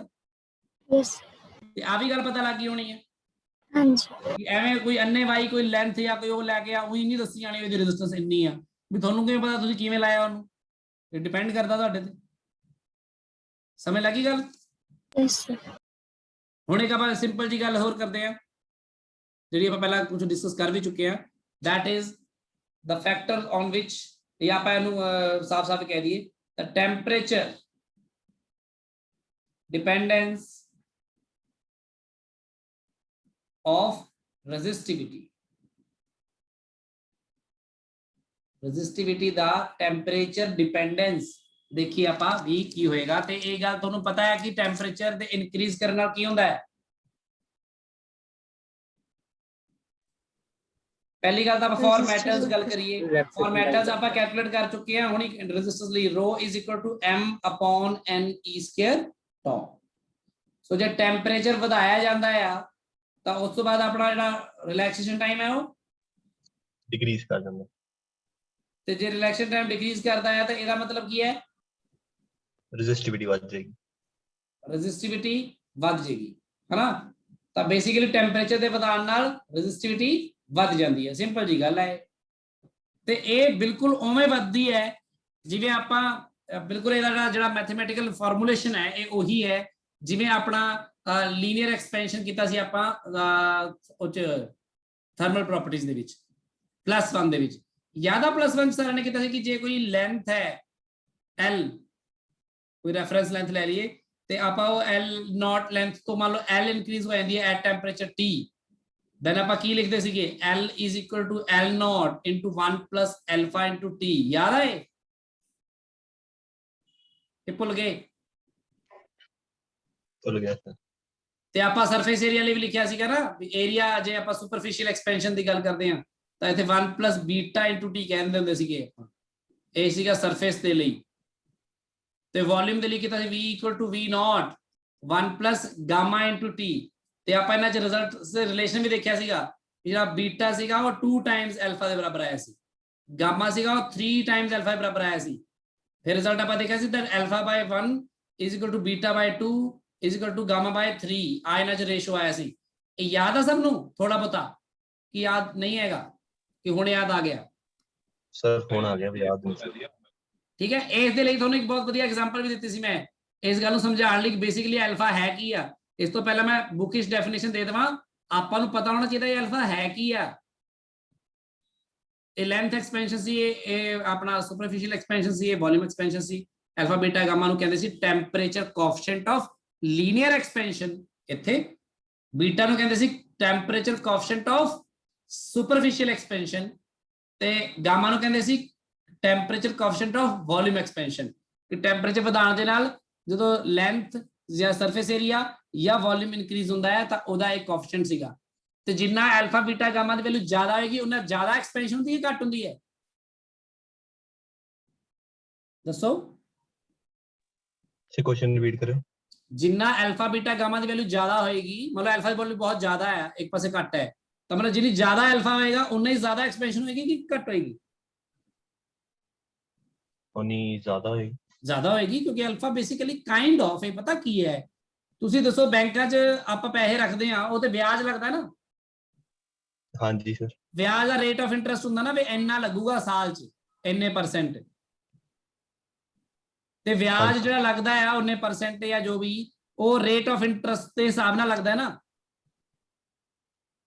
ਜੇ ਰੇਟ ਆਫ ਇੰਟਰਸਟ ਜ਼ਿਆਦਾ ਹੋਊਗਾ ਤਾਂ ਵਿਆਜ ਜ਼ਿਆਦਾ ਲਾ ਕੇ ਜ਼ਿਆਦਾ ਹੋ ਜਾਊਗਾ ਨਾ ਤੁਹਾਡਾ ਅਮਾਉਂਟ, ਹੈ ਨਾ। ਬਿਲਕੁਲ ਉਸ ਤਰ੍ਹਾਂ ਦਾ ਇਹ ਰਿਲੇਸ਼ਨ ਹੈ ਬੇਸਿਕਲੀ ਕਿ ਜਿਹੜੀ ਰੈਜ਼ਿਸਟਿਵਿਟੀ ਹੈ ਉਹ ਵੀ ਟੈਂਪਰੇਚਰ ਨਾਲ ਇਨਕਰੀਜ਼ ਕਰਦੀ ਹੈ। ਤੇ ਜੇ ਆਪਾਂ ਰੈਫਰੈਂਸ ਕਿਸੇ ਜਗ੍ਹਾ ਤੇ ਆਪਾਂ ਲੈ ਲਈਏ ਕਿ ਕਿਸੇ ਟੈਂਪਰੇਚਰ ਤੇ ਆਪਣੇ ਕੋਲ ਰੈਜ਼ਿਸਟਿਵਿਟੀ ਮੰਨ ਲਓ ρ0 ਹੈ ਤੇ ਆਪਾਂ ρ0 ਨੂੰ ਮਲਟੀਪਲਾਈ ਕਰਾਂਗੇ 1 + ਇੱਥੇ ਵੀ ਆਪਾਂ ਅਲਫਾ ਹੀ ਕਹਿ ਦਿੰਦੇ ਆ, ਇੱਥੇ ਨਾਮ alpha Times delta T V ਕਹਿ ਦਿੰਦੇ ਵੈਸੇ ਆਪਾਂ ਜ਼ਿਆਦਾਤਰ, ਕਿਉਂਕਿ ਚੇਂਜ ਇਨ ਟੈਂਪਰੇਚਰ ਦੀ ਗੱਲ ਕਰਦੇ ਆਪਾਂ। ਉੱਥੇ ਆਪਾਂ 0 ਤੋਂ ਲੈ ਕੇ ਜਾਂਦੇ ਹਾਂ ਤਾਂ ਆਪਾਂ ਟੀ ਵੀ ਕਹਿ ਦਿੰਦੇ ਆ, ਡੈਲਟਾ ਟੀ ਮਤਲਬ ਟੀ ਹੀ ਹੁੰਦਾ 0 ਤੋਂ ਲੈ ਕੇ ਟੀ ਤੱਕ, ਇੱਥੇ ਆਪਾਂ ਡੈਲਟਾ ਟੀ ਲਿਖ ਦਈਏ। ਆ ਜਿਹੜਾ ਕਰਕੇ ਆਏਗਾ ਆਪਣੇ ਕੋਲ ਉਹ ਆਏਗਾ ਡੈਲਟਾ ਟੀ ਟੈਂਪਰੇਚਰ ਵਧਾਉਣ ਤੇ ਜਿੰਨੀ ਰੈਜ਼ਿਸਟਿਵਿਟੀ ਆਏਗੀ। ਆ ਰਿਜ਼ਲਟ ਬਿਲਕੁਲ ਉਦਾਂ ਦਾ ਹੀ ਆ ਰਿਹਾ। ਦੱਸੋ ਪਤਾ ਲੱਗਿਆ ਇਹ? ਹਾਂਜੀ ਸਰ। ਇਹਦਾ ਰੋਲ ਕੀ ਹੁੰਦਾ ਸੀ, ਇਸ ਤਰ੍ਹਾਂ ਦਾ ਕਿਉਂ ਹੈ, ਇਹ ਮੈਂ ਥੋੜਾ ਜਿਹਾ ਤੁਹਾਡੇ ਸਾਹਮਣੇ ਇਲੈਬੋਰੇਟ ਕਰ ਦਿੰਦਾ ਤਾਂ ਕਿ ਤੁਹਾਨੂੰ ਪਤਾ ਲੱਗੇ ਕਿ ਇਹ ਗੱਲ ਕੋਈ ਨਹੀਂ ਔਖੀ ਨਹੀਂ ਹੈ। ਜਿਵੇਂ ਦੇਖੋ ਮੰਨ ਲਓ ਤੁਸੀਂ ਇੱਕ ਬੈਂਕ ਵਿੱਚ ਗਏ ਤੇ ਬੈਂਕ ਮਤਲਬ ਚੀਜ਼ਾਂ ਵੱਧਦੀਆਂ ਘਟਦੀਆਂ ਨੇ, ਤੁਹਾਨੂੰ ਕਿਵੇਂ ਲਿਖਦੇ ਆ? ਬਸ ਆ ਲਿਖ ਰਿਹਾ ਮੈਂ। ਬੈਂਕ ਵਿੱਚ ਗਏ, ਬੈਂਕ ਵਿੱਚ ਜਾ ਕੇ ਤੁਸੀਂ ਆਪਣਾ ਪ੍ਰਿੰਸੀਪਲ ਅਮਾਉਂਟ ਜਮ੍ਹਾਂ ਕਰਾ ਦਿੰਦੇ ਹੋ, ਮੰਨ ਲਓ ਉਹ ਆਇਆ ਮੂਲਧਨ ਜਿਹਨੂੰ ਕਹਿੰਦੇ ਆਪਾਂ, ਠੀਕ ਹੈ P। ਪ੍ਰਿੰਸੀਪਲ ਅਮਾਉਂਟ ਜਮ੍ਹਾਂ ਕਰਾਉਣ ਤੋਂ ਬਾਅਦ ਉਸਦੇ ਉੱਪਰ ਕੀ ਲੱਗਦਾ ਹੈ? ਇੰਟਰਸਟ ਲੱਗਦਾ ਹੈ ਨਾ। Yes. ਇੰਟਰਸਟ ਮੰਨ ਲਓ R% ਲੱਗਦਾ ਹੈ ਤਾਂ ਤੁਸੀਂ ਇੰਟਰਸਟ ਕਿਵੇਂ ਕੈਲਕੂਲੇਟ ਕਰਦੇ? ਸਿੰਪਲ ਇੰਟਰਸਟ ਹੀ ਕੈਲਕੂਲੇਟ ਕਰਦੇ ਸੀ। ਉਹ ਕਹਿੰਦਾ ਮੂਲਧਨ ਦਾ ਹੀ ਲੱਗੇਗਾ ਨਾ R% ਕਿ ਨਹੀਂ? ਯੈਸ। ਤੇ ਉਸ ਤੋਂ ਬਾਅਦ ਇਹਦੇ ਨਾਲ ਆਪਾਂ ਦੇਖਦੇ ਸੀ ਕਿ ਆਹ R% 1 ਸਾਲ ਦੇ ਲਈ ਲੱਗਦਾ ਹੈ। ਜੇ ਤੁਸੀਂ 2 ਸਾਲ ਰੱਖਦੇ ਹੋ ਤਾਂ ਇੱਥੇ ਮਲਟੀਪਲਾਈ ਬਾਈ 2 ਕਰਦੇ ਸੀ, 3 ਸਾਲ ਤਾਂ 3 ਕਰਦੇ ਸੀ, ਇੱਥੇ n ਲਿਖਦੇ ਸੀ ਨਾ, n number of years. Yes. ਤੇ ਉਸ ਤੋਂ ਬਾਅਦ ਆ ਜਿਹੜਾ ਇਹ ਤੁਹਾਡਾ ਸਿੰਪਲ ਇੰਟਰਸਟ ਆਂਦਾ ਸੀ। ਜੇ ਤੁਹਾਨੂੰ ਅਮਾਉਂਟ ਪੁੱਛਿਆ ਹੁਣ ਟੋਟਲ ਕਿੰਨਾ ਹੋ ਗਿਆ ਤਾਂ ਤੁਸੀਂ ਕੀ ਲਿਖਦੇ ਸੀ? ਪ੍ਰਿੰਸੀਪਲ ਦੇ ਵਿੱਚ ਇਹਨੂੰ ਐਡ ਕਰਦੇ ਸੀ ਨਾ। Yes sir. ਹਨਾ, ਤਾਂ ਫਿਰ ਪ੍ਰਿੰਸੀਪਲ ਨੂੰ ਬਾਹਰ ਹੀ ਰੱਖ ਲੈਂਦੇ ਸੀ, ਅੰਦਰ ਆ ਜਾਏਗਾ 1 + R/100 × n। ਕਲੀਅਰ ਹੈ ਗੱਲ? ਯਾਦ ਆ ਕਿ ਨਹੀਂ ਦੱਸੋ? Yes sir. ਇਹ ਸਿੰਪਲ ਇੰਟਰਸਟ ਵਾਲਾ ਗੱਲ ਹੁੰਦੀ ਸੀ, ਅਮਾਉਂਟ ਕੈਲਕੂਲੇਟ ਕਰਨਾ। ਹੁਣ ਬੇਸਿਕਲੀ ਸੋਚੋ ਇਹੀ ਹੈ ਵੀ ਇੰਨੀ ਸੀਗੀ ਰੈਜ਼ਿਸਟਿਵਿਟੀ, ਠੀਕ ਹੈ, ਤੇ ਉਹ ਕਿੰਨੀ ਜ਼ਿਆਦਾ ਵਧੀ, ਕਿੰਨੀ ਰੇਸ਼ੋ ਚ, ਕਿਸ ਰੇਸ਼ੋ ਚ, ਕਿਸ ਰੇਟ ਨਾਲ ਵਧ ਰਹੀ ਹੈ ਉਹ ਅਲਫਾ ਦੱਸ ਰਿਹਾ, n ਦੱਸ ਰਿਹਾ ਵੀ ਕਿੰਨੇ ਡਿਗਰੀ ਟੈਂਪਰੇਚਰ ਰਾਈਜ਼ ਹੋਇਆ। ਜਿਵੇਂ ਆ ਹੁੰਦੀ ਸੀ ਰੇਟ ਆਫ ਇੰਟਰਸਟ ਤਾਂ ਹੁੰਦੀ ਸੀ, ਪਰ ਨਾਲ ਹੀ ਹੁੰਦੀ ਸੀ ਰੇਟ, ਇਹ ਰੇਟ ਮਤਲਬ ਬੇਸਿਕਲੀ ਪਰਸੈਂਟੇਜ ਹੀ ਹੈ, ਇਹ ਹੁੰਦੀ ਰੇਟ ਆਫ ਇੰਟਰਸਟ ਪਰ ਐਨਮ ਹੁੰਦੀ ਸੀ ਕਿ ਨਹੀਂ, ਹਨਾ? Yes, sir. ਮਾਸਟਰ ਤੁਹਾਨੂੰ ਦੱਸਦੇ ਹੁੰਦੇ ਸੀ ਕਿ ਜੇ ਤੁਹਾਡੀ ਰੇਟ ਆਫ ਇੰਟਰਸਟ 6 ਮਹੀਨੇ ਬਾਅਦ ਹੀ ਕੈਲਕੂਲੇਟ ਹੁੰਦੀ ਹੈ ਜਾਂ ਲਾਈ ਜਾਂਦੀ ਹੈ, ਜਾਂ ਉਸ ਹਿਸਾਬ ਨਾਲ 6 ਮਹੀਨੇ ਬਾਅਦ ਹੀ ਆ ਰੇਟ ਆਫ ਇੰਟਰਸਟ ਹੈ, ਪਰ ਐਨਮ ਨਹੀਂ ਹੈ, ਪਰ 6 ਮਹੀਨੇ ਹੈ, 2 ਸਾਲ ਦੇ ਲਈ ਫਿਰ ਤੁਸੀਂ n ਦੀ ਵੈਲਿਊ 4 ਲਿਖਦੇ ਸੀ ਨਾ। Yes, sir. Yes, sir. तो गल नू समझो, कुछ भी नहीं है, ये बेसिक ही है। हुण रो नॉट आ गया, 1 प्लस अल्फा डेल्टा टी आ गया, ते m की जगह डेल्टा टी क्यों आया? क्योंकि पर डिग्री राइज है अल्फा, यानी कि अल्फा यानी अपनी पहला जिन्नी रेजिस्टिविटी है उस तो अल्फा परसेंट वध जाती है ना, अल्फा परसेंट वध जाती है, समझ लो, ते वो वधदी है किवें, जिवें r/100 की जगह अल्फा है ना, पर डिग्री राइज है ना। ਹੁਣ ਸਮਝ ਲੱਗੀ ਸਭ ਨੂੰ? Yes, sir. Yes, sir. ਸੋ ਐ ਲਿਖਦੇ ਆ ਆਪਾਂ ਚੀਜ਼ਾਂ ਨੂੰ ਸਮਝਿਆ ਕਰੋ, ਆ ਬੇਸਿਕ ਜੀ ਗੱਲਾਂ ਹੁੰਦੀਆਂ ਨੇ। ਹੁਣ ਆ ਰਿਜ਼ਲਟ ਕਿਤੇ ਵੀ ਲਿਖਿਆ ਜਾਵੇ, ਹੁਣ ਐਵੇਂ ਨਾ ਸੋਚੋ ਕਿ ਆ ਹਵਾ ਵਿੱਚੋਂ ਲਿਆ ਕੇ ਸਰ ਨੇ ਸਿੱਧਾ ਹੀ ਸਾਡੇ ਮੂੰਹ ਤੇ ਮਾਰਿਆ, ਇਦਾਂ ਦੀ ਗੱਲ ਨਹੀਂ ਹੈ, ਠੀਕ ਹੈ? ਸੋ ਆ ਜਿਹੜਾ ਆ ਤੁਸੀਂ ਇਹਨੂੰ ਐ ਦੇਖ ਸਕਦੇ ਹੋ, ਇਹ ਤੇ ਰੋ ਨੋਟ ਕੀ ਹੈ? ਰੋ ਨੋਟ ਹੈਗਾ ਰੈਫਰੈਂਸ, ਜਿਹੜੀ ਕਿਸੇ ਟੈਂਪਰੇਚਰ ਤੇ, ਜਿਸ ਟੈਂਪਰੇਚਰ ਤੋਂ ਤੁਸੀਂ ਸ਼ੁਰੂ ਕੀਤਾ ਸਾਰਾ ਕੁਝ ਮੇਜਰ ਕਰਨਾ, ਜਾਂ ਤੁਹਾਡਾ ਰੈਫਰੈਂਸ ਟੈਂਪਰੇਚਰ ਵੀ ਇਸ ਤੋਂ ਬਾਅਦ ਕੀ, ਰੋ ਨੋਟ ਤਾਂ ਹੈਗਾ ਹੀ ਆ। ਫਿਰ ਜੋ ਡੈਲਟਾ ਟੀ ਟੈਂਪਰੇਚਰ ਵਧਾਇਆ ਤਾਂ ਡੈਲਟਾ ਟੀ ਦੀ ਵੈਲਿਊ ਤੇ ਪੁੱਟ ਕਰ ਦੋਗੇ, ਅਲਫਾ ਪੁੱਟ ਕਰ ਦੋਗੇ। ਅਲਫਾ ਹਰ ਮਟੀਰੀਅਲ ਦਾ ਵੱਖਰਾ ਵੱਖਰਾ ਹੋਏਗਾ, ਕਿਉਂਕਿ ਕੋਈ ਮਟੀਰੀਅਲ ਥੋੜੇ ਜਿਹੇ ਟੈਂਪਰੇਚਰ ਵਧਾਉਣ ਤੇ ਬੜੀ ਤੇਜ਼ੀ ਨਾਲ ਵਧਦਾ ਹੈ, ਉਹਦੀ ਰੈਜ਼ਿਸਟਿਵਿਟੀ, ਕਿਸੇ ਦੀ ਰੈਜ਼ਿਸਟਿਵਿਟੀ ਹੌਲੀ ਹੌਲੀ ਵਧਦੀ ਹੈ, because it all depends on the material. Clear? Sir delta T ਦੇ ਯੂਨਿਟਸ ਕੀ ਹੁੰਦੇ? ਕੈਲਵਿਨ ਜਾਂ ਸੈਲਸੀਅਸ? Obviously Kelvin. ਹਾਂ, ਤੇ ਵੈਸੇ ਵੀ ਆਪਾਂ ਇਹ ਚ ਪੁੱਟ ਤਾਂ ਉਹੀ ਕਰਨਾ ਨਾ, ਡੈਲਟਾ ਟੀ बेसिकली चाहे तू 35 डिग्री तो 40 डिग्री कह दे, या इन्ने कुछ कैलविन तो उन्होंने कैलविन च कह दे, 5 ही ਵਧੂਗਾ ਤਾਂ ਡੈਲਟਾ ਟੀ ਦੀ ਵੈਲਿਊ ਤਾਂ 5 ਹੀ ਆਊਗੀ, ਹੈਨਾ? इसलिए पंगा कोई पैना नहीं, माइनस करना ਆਪਾਂ। ਹਾਂਜੀ ਹਾਂਜੀ। ਸੋ ਇਹਨੂੰ ਐ ਵੀ ਲਿਖ ਦਿੰਦੇ ਨੇ ਲੋਕ ਕਿ ਵੀ ਇਹ ਬੇਸਿਕਲੀ ਕੀ ਹੋਊਗਾ, ਰੋ ਇਕੁਅਲ ਟੂ ਰੋ, ਮੈਂ ਤਾਂ ਆ ਦੱਸਦਾ ਤੁਹਾਨੂੰ ਅਗਲੇ ਪੇਜ ਤੇ ਬੈਂਕ ਵਾਲੀ ਐਗਜ਼ਾਮਪਲ ਲੈ ਕੇ, ਰੋ ਨੋਟ ਪਲੱਸ ਰੋ ਨੋਟ ਫਿਰ ਅਲਫਾ ਡੈਲਟਾ ਟੀ ਆ, ਤਾਂ ਬੇਸਿਕਲੀ ਇਹ ਆ ਜਾਊਗਾ ਰੋ ਮਾਈਨਸ ਰੋ ਨੋਟ ਇਜ਼ ਇਕੁਅਲ ਟੂ ਰੋ ਨੋਟ ਅਲਫਾ ਡੈਲਟਾ ਟੀ ਹੈ। ਤਾਂ ਬੇਸਿਕਲੀ ਰੋ ਮਾਈਨਸ ਰੋ ਨੋਟ ਕੀ ਹੋਇਆ, ਇਹ ਡੈਲਟਾ ਰੋ ਹੋ ਗਿਆ ਨਾ, ਜਿੰਨਾ ਚੇਂਜ ਇਨ ਰੈਜ਼ਿਸਟਿਵਿਟੀ ਆਈ, ਹੈਨਾ? Yes, sir. ਤਾਂ ਆ ਰਿਜ਼ਲਟ ਨੂੰ ਵੀ ਆਪਾਂ ਕਈ ਵਾਰ ਵਰਤਦੇ ਆ, ਅੱਗੇ ਦੱਸਦਾ ਤੁਹਾਨੂੰ ਮੈਂ ਵੀ, ਜਿਵੇਂ ਡੈਲਟਾ ਰੋ ਆ ਗਿਆ ਆਪਣਾ ਇਜ਼ ਇਕੁਅਲ ਟੂ ਰੋ ਨੋਟ ਅਲਫਾ ਡੈਲਟਾ ਟੀ, ਤੇ ਅਲਫਾ ਕੀ ਆਇਆ ਆਪਣਾ, ਉਹ ਆਇਆ ਡੈਲਟਾ ਰੋ बटा रो नॉट डेल्टा टी। तो ਇਹਨੂੰ ਆਪਾਂ ਡਿਫਾਈਨ ਕਿਵੇਂ ਕਰਦੇ ਆ, how do we define alpha? ਤੇ ਅਲਫਾ ਨੂੰ ਕੀ ਕਹਿੰਦੇ ਆ? Alpha is called temperature coefficient of resistivity. Clear ਹੈ? ਯੈਸ। ਹੁਣ ਇਹਨੂੰ ਕੀ ਕਹੂੰਗਾ, ਇਸੇ ਐਕਸਪ੍ਰੈਸ਼ਨ ਤੋਂ ਡਿਫਾਈਨ ਕਰ ਦੂੰਗਾ ਮੈਂ ਕਿ ਦਾ temperature coefficient of resistivity is defined as the change in resistivity per unit original, या जिस दी तुसी गल करदे हो जिस टाइम रो नोट जेड़ा आपा रेफरेंस लिया, original resistivity per degree rise in temperature। समझ लगी गल?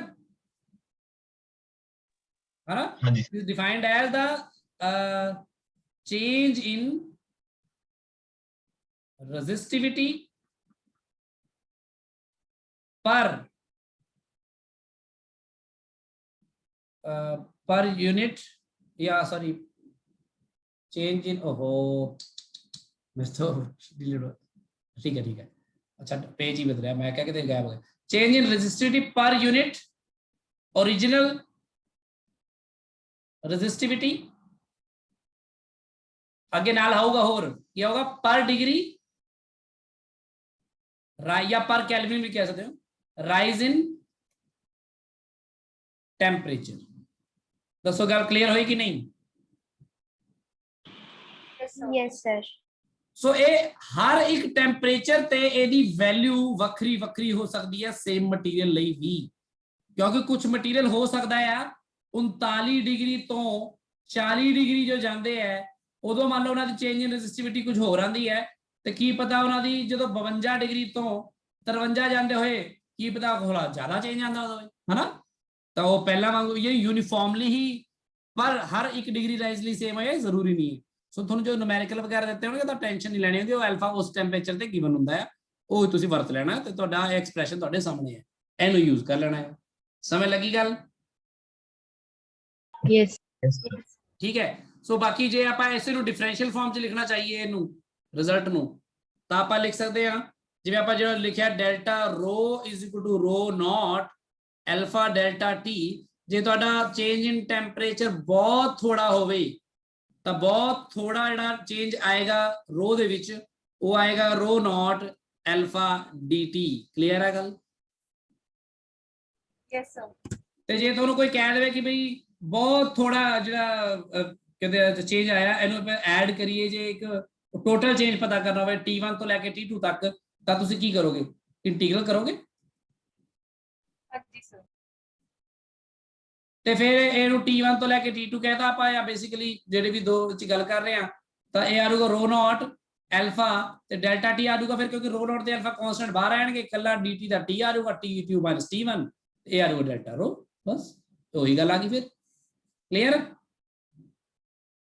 ਸੋ ਇਹਨੂੰ ਆਪਾਂ ਯੂਜ਼ ਕਰ ਸਕਦੇ ਹਾਂ ਜਿਵੇਂ ਮਰਜੀ। ਇੱਥੇ ਰੋ ਨੋਟ ਕੀ ਹੈ? ਰੈਫਰੈਂਸ ਟੈਂਪਰੇਚਰ ਹੈ ਕੋਈ ਵੀ ਕਿਸੇ ਵੀ ਟਾਈਮ ਤੇ ਆਪਾਂ ਉਹ ਰੈਫਰੈਂਸ ਟੈਂਪਰੇਚਰ ਦੇ ਉੱਪਰ ਰੈਜ਼ਿਸਟਿਵਿਟੀ ਹੈ, ਸੌਰੀ, ਜਾਂ ਇਹਨੂੰ ਇਹ ਜ਼ਿਆਦਾ ਬੈਟਰ ਲਿਖ ਸਕਦੇ ਆ ਕਿ T0 ਟੈਂਪਰੇਚਰ ਦੇ ਉੱਪਰ ਰੈਜ਼ਿਸਟਿਵਿਟੀ ਹੈਗੀ ਆ ਇੰਨੀ, ਟੈਂਪਰੇਚਰ ਤੁਸੀਂ ਵਧਾਤਾ ਤੇ ਉਹਨੂੰ T ਕਰਤਾ, T ਦੇ ਉੱਪਰ ਰੈਜ਼ਿਸਟਿਵਿਟੀ ਹੈਗੀ ਆ।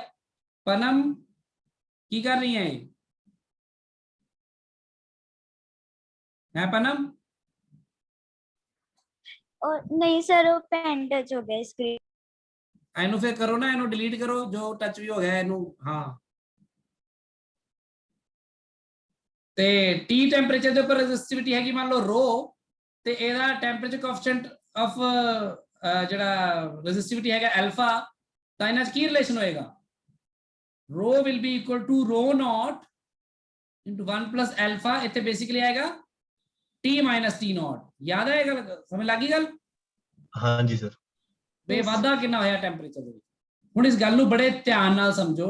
ਇੱਕ ਹੋਰ ਗੱਲ ਤੁਸੀਂ ਮੈਨੂੰ ਦੱਸੋ, ਹਾਂਜੀ ਗੁਰਾਂਸ਼, ਜੇ ਟੈਂਪਰੇਚਰ ਵਾਧੇ ਦੀ ਬਜਾਏ ਘਟਾ ਹੋ ਰਿਹਾ, ਜਿਵੇਂ ਟੈਂਪਰੇਚਰ ਘਟਾ ਦਈਏ ਆਪਾਂ, ਤਾਂ ਜਿਵੇਂ ਹੁਣ ਆਪਾਂ ਕਹਿੰਦੇ ਟੈਂਪਰੇਚਰ ਵਧਾਇਆ ਤਾਂ ਰੈਜ਼ਿਸਟਿਵਿਟੀ ਵਧੀ, ਟੈਂਪਰੇਚਰ ਘਟਾਵਾਂਗੇ ਤਾਂ ਰੈਜ਼ਿਸਟਿਵਿਟੀ ਘਟੇਗੀ। ਘਟੇਗੀ। ਤਾਂ ਆਟੋਮੈਟਿਕਲੀ ਜੇ ਟੈਂਪਰੇਚਰ ਘਟਾਵਾਂਗੇ ਤਾਂ T will be less than T0 ਨਾ। ਹਾਂਜੀ ਸਰ। ਇਫ ਕੂਲਡ, ਹੈ ਨਾ? ਤਾਂ ਫਿਰ ਜਿਹੜਾ T - T0 ਦੀ ਵੈਲਿਊ ਜਿਹੜੀ ਆਏਗੀ ਕੀ ਆਏਗੀ? ਨੈਗੇਟਿਵ ਆਏਗੀ। ਤਾਂ ਇਹਦੀ ਵੈਲਿਊ ਨੈਗੇਟਿਵ ਆ ਜਾਏਗੀ, ਤਾਂ ਉਹ ਨੈਗੇਟਿਵ ਇੱਥੇ ਆ ਜਾਏਗਾ, ਤਾਂ ਉਹੀ ਅਲਫਾ ਟਾਈਮਸ ਦੈਟ, ਫਿਰ ਉਹਨਾਂ ਹੀ ਫਿਰ ਰੋ ਵਿੱਚੋਂ ਰੋ ਨੋਟ ਮਾਈਨਸ ਦੈਟ ਘਟ ਜਾਏਗੀ ਨਾ ਰੈਜ਼ਿਸਟਿਵਿਟੀ। ਹਾਂਜੀ ਸਰ। ਸੋ ਆਪਾਂ ਨੇ ਟੈਨਸ਼ਨ ਲੈਣੀ ਕਿ ਕੂਲ ਕਰ ਰਿਹਾ ਕਿ ਕਰ, ਜੋ ਵੀ ਹੈ ਟੈਂਪਰੇਚਰ ਦਾ ਜੋ ਚੇਂਜ ਹੋਏਗਾ ਆਪਾਂ ਉਹ ਲਿਖਾਂਗੇ T ਫਾਈਨਲ - T ਇਨੀਸ਼ੀਅਲ, ਜਾਂ ਜੋ ਵੀ ਰੈਫਰੈਂਸ ਪੁਆਇੰਟ ਤੋਂ ਆਪਾਂ ਨੂੰ ਗਿਵਨ ਹੋਏਗਾ। ਕਲੀਅਰ ਹੈ ਗੱਲ? Yes sir. ਸਾਰਿਆਂ ਨੂੰ ਸਮਝ ਲੱਗ ਗਈ ਗੱਲ? ਇਹ यस सर। ਸੇਮ ਇਹੀ ਗੱਲ ਜੋ ਰੈਜ਼ਿਸਟਿਵਿਟੀ ਬਾਰੇ ਕਹੀ ਜਾ ਸਕਦੀ ਆ, ਇਹੀ ਗੱਲ ਰੈਜ਼ਿਸਟੈਂਸ ਬਾਰੇ ਵੀ ਕਹੀ ਜਾ ਸਕਦੀ ਹੈ। ਸੇਮ ਇਹੀ ਗੱਲ, ਕਿਉਂਕਿ ਆਪਾਂ ਹੀ ਮੰਨ ਕੇ ਚੱਲਦੇ ਹਾਂ, ਜਿਵੇਂ ਕੱਲ ਵੀ ਗੱਲ ਕਰ ਰਹੇ ਸੀ ਆਪਾਂ, ਜਦੋਂ ਹੀਟ ਕਰਾਂਗੇ ਜਾਂ ਕਿਸੇ ਨੂੰ ਰੈਜ਼ਿਸਟਰ ਨੂੰ, ਤਾਂ ਆਪਾਂ ਮੰਨ ਕੇ ਚੱਲਦੇ ਹਾਂ ਕਿ ਪ੍ਰੈਕਟੀਕਲੀ ਉਹਦੀ ਲੈਂਥ ਤੇ ਏਰੀਆ ਨਹੀਂ ਬਦਲਦੇ। ਠੀਕ ਹੈ? ਜਾਂ ਆਪਾਂ ਇਹ ਵਿਦ ਇਨਕਰੀਜ਼, ਆਪਾਂ ਇਹ ਮੰਨ ਕੇ ਚੱਲ ਰਹੇ ਹਾਂ with increase in temperature L and A are not changing, यानी ਆਪਾਂ ਸਾਰੀ ਗੱਲ ਇਹ ਅਜ਼ਿਊਮ ਕਰਕੇ ਚੱਲ ਰਹੇ ਹਾਂ ਕਿ ਇਹ L ਤੇ A ਨਹੀਂ ਬਦਲ ਰਹੇ। ਠੀਕ ਹੈ? ਸੋ ਆਪਾਂ ਇਹ ਤਾਂ ਬਦਲ ਨਹੀਂ ਰਹੇ, ਆਪਾਂ ਫਿਰ ਆਪਾਂ ਸਿਰਫ ਗੱਲ ਕਰਾਂਗੇ ਰੈਜ਼ਿਸਟਿਵਿਟੀ ਦੀ। ਤੇ ਤੁਹਾਨੂੰ ਪਤਾ R ਜਿਹੜੀ ਹੈ ਉਹ ਰੋ L ਬਾਈ ਹੁੰਦੀ ਹੈ। ਸੋ ਜਿਸ ਤਰ੍ਹਾਂ A ਵਧੇਗੀ ਤੁਹਾਡੀ ਰੋ, ਉਸ ਤਰ੍ਹਾਂ ਹੀ ਫਿਰ ਤੁਹਾਡੀ R ਵੀ ਵਧੇਗੀ ਨਾ, ਹੈ ਨਾ? Yes, sir. Ly ਦਾ ਸੇਮ ਰਹਿਣਾ, ਤਾਂ ਇਸ ਲਈ ਆਪਾਂ ਇਹਨੂੰ ਆਪਾਂ ਐਵੇਂ ਯੂਜ਼ ਕਰ ਰਹੇ ਰਿਜ਼ਲਟ ਨੂੰ ਵੀ R is equal to R naught 1 plus alpha T minus T naught, ਬਿਲਕੁਲ ਸਾਰਾ ਇਸ ਦਾ ਫੰਡਾ ਪਿਛੇ ਵਾਲਾ ਸੇਮ। ਇੱਥੇ ਆਪਾਂ ਫਿਰ ਅਲਫਾ ਨੂੰ ਪਤਾ ਕੀ ਬੋਲ ਦਿੰਦੇ ਹੁੰਦੇ ਆ? ਟੈਂਪਰੇਚਰ ਕੋਐਫੀਸ਼ੀਐਂਟ ਆਫ ਰੈਜ਼ਿਸਟੈਂਸ ਬੋਲ ਦਿੰਦੇ ਆ ਬਸ। ਕਲੀਅਰ ਹੈ ਗੱਲ? Yes, sir. Yes sir. ਠੀਕ ਹੈ? ਕਿਉਂਕਿ ਲੈਂਥ ਤੇ ਏਰੀਆ ਤਾਂ ਬਦਲਣਾ ਨਹੀਂ ਹੈ, ਤਾਂ ਫਿਰ ਉਸ ਅਕੋਰਡਿੰਗ ਬਦਲ ਦੇਗਾ। ਤਾਂ ਇਹਨੂੰ ਆਪਾਂ ਜੇ ਉਦਾਂ ਵੀ ਯੂਜ਼ ਕਰਨਾ ਚਾਹੀਏ, ਆਪਾਂ ਇਹ ਕਹਿ ਸਕਦੇ ਹਾਂ dr will be equal to ਜਿੰਨਾ r ਪਹਿਲਾਂ ਸੀਗਾ, ਜਾਂ r ਹੀ ਕਹਿ ਦਈਏ ਇਨ ਜਨਰਲ, ਤੇ ਉਹਦੇ ਨਾਲ ਐਲਫਾ ਮਲਟੀਪਲਾਈ ਕੀਤਾ ਤੇ ਉਹਦੇ ਨਾਲ ਚੇਂਜ ਇਨ ਟੈਂਪਰੇਚਰ ਨੂੰ ਮਲਟੀਪਲਾਈ ਕੀਤਾ। ਕਲੀਅਰ ਆ? Yes sir. ਠੀਕ ਹੈ, ਇਹਨੂੰ ਵੀ ਯੂਜ਼ ਕਰ ਲੈਂਦੇ ਆ ਆਪਾਂ। ਤੇ ਇੱਕ ਹੋਰ ਆਪਾਂ ਗੱਲ ਕਰਦੇ ਹਾਂ ਜਿਵੇਂ ਮੈਟਲਸ ਨੇ, ਮੈਟਲਸ ਲਾਈਕ ਕਾਪਰ ਵਰਗੀ ਹੋ ਗਈਆਂ, ਐਲੂਮੀਨੀਅਮ ਹੋ ਗਈ, ਸਿਲਵਰ ਹੋ ਗਈ, ਠੀਕ ਹੈ, ਜਿਹੜੀ ਮੈਟਲਸ ਹੁੰਦੀਆਂ ਨੇ। ਮੈਟਲਸ ਦੇ ਵਿੱਚ ਜੇ ਆਪਾਂ ਗੱਲ ਕਰੀਏ ਤਾਂ ਆਪਣਾ ਜਿਹੜਾ ਗ੍ਰਾਫ ਬਣਦਾ ਹੈ ਟੈਂਪਰੇਚਰ ਦੇ ਨਾਲ ਰੈਜ਼ਿਸਟਿਵਿਟੀ ਦੇ ਚੇਂਜ ਦਾ,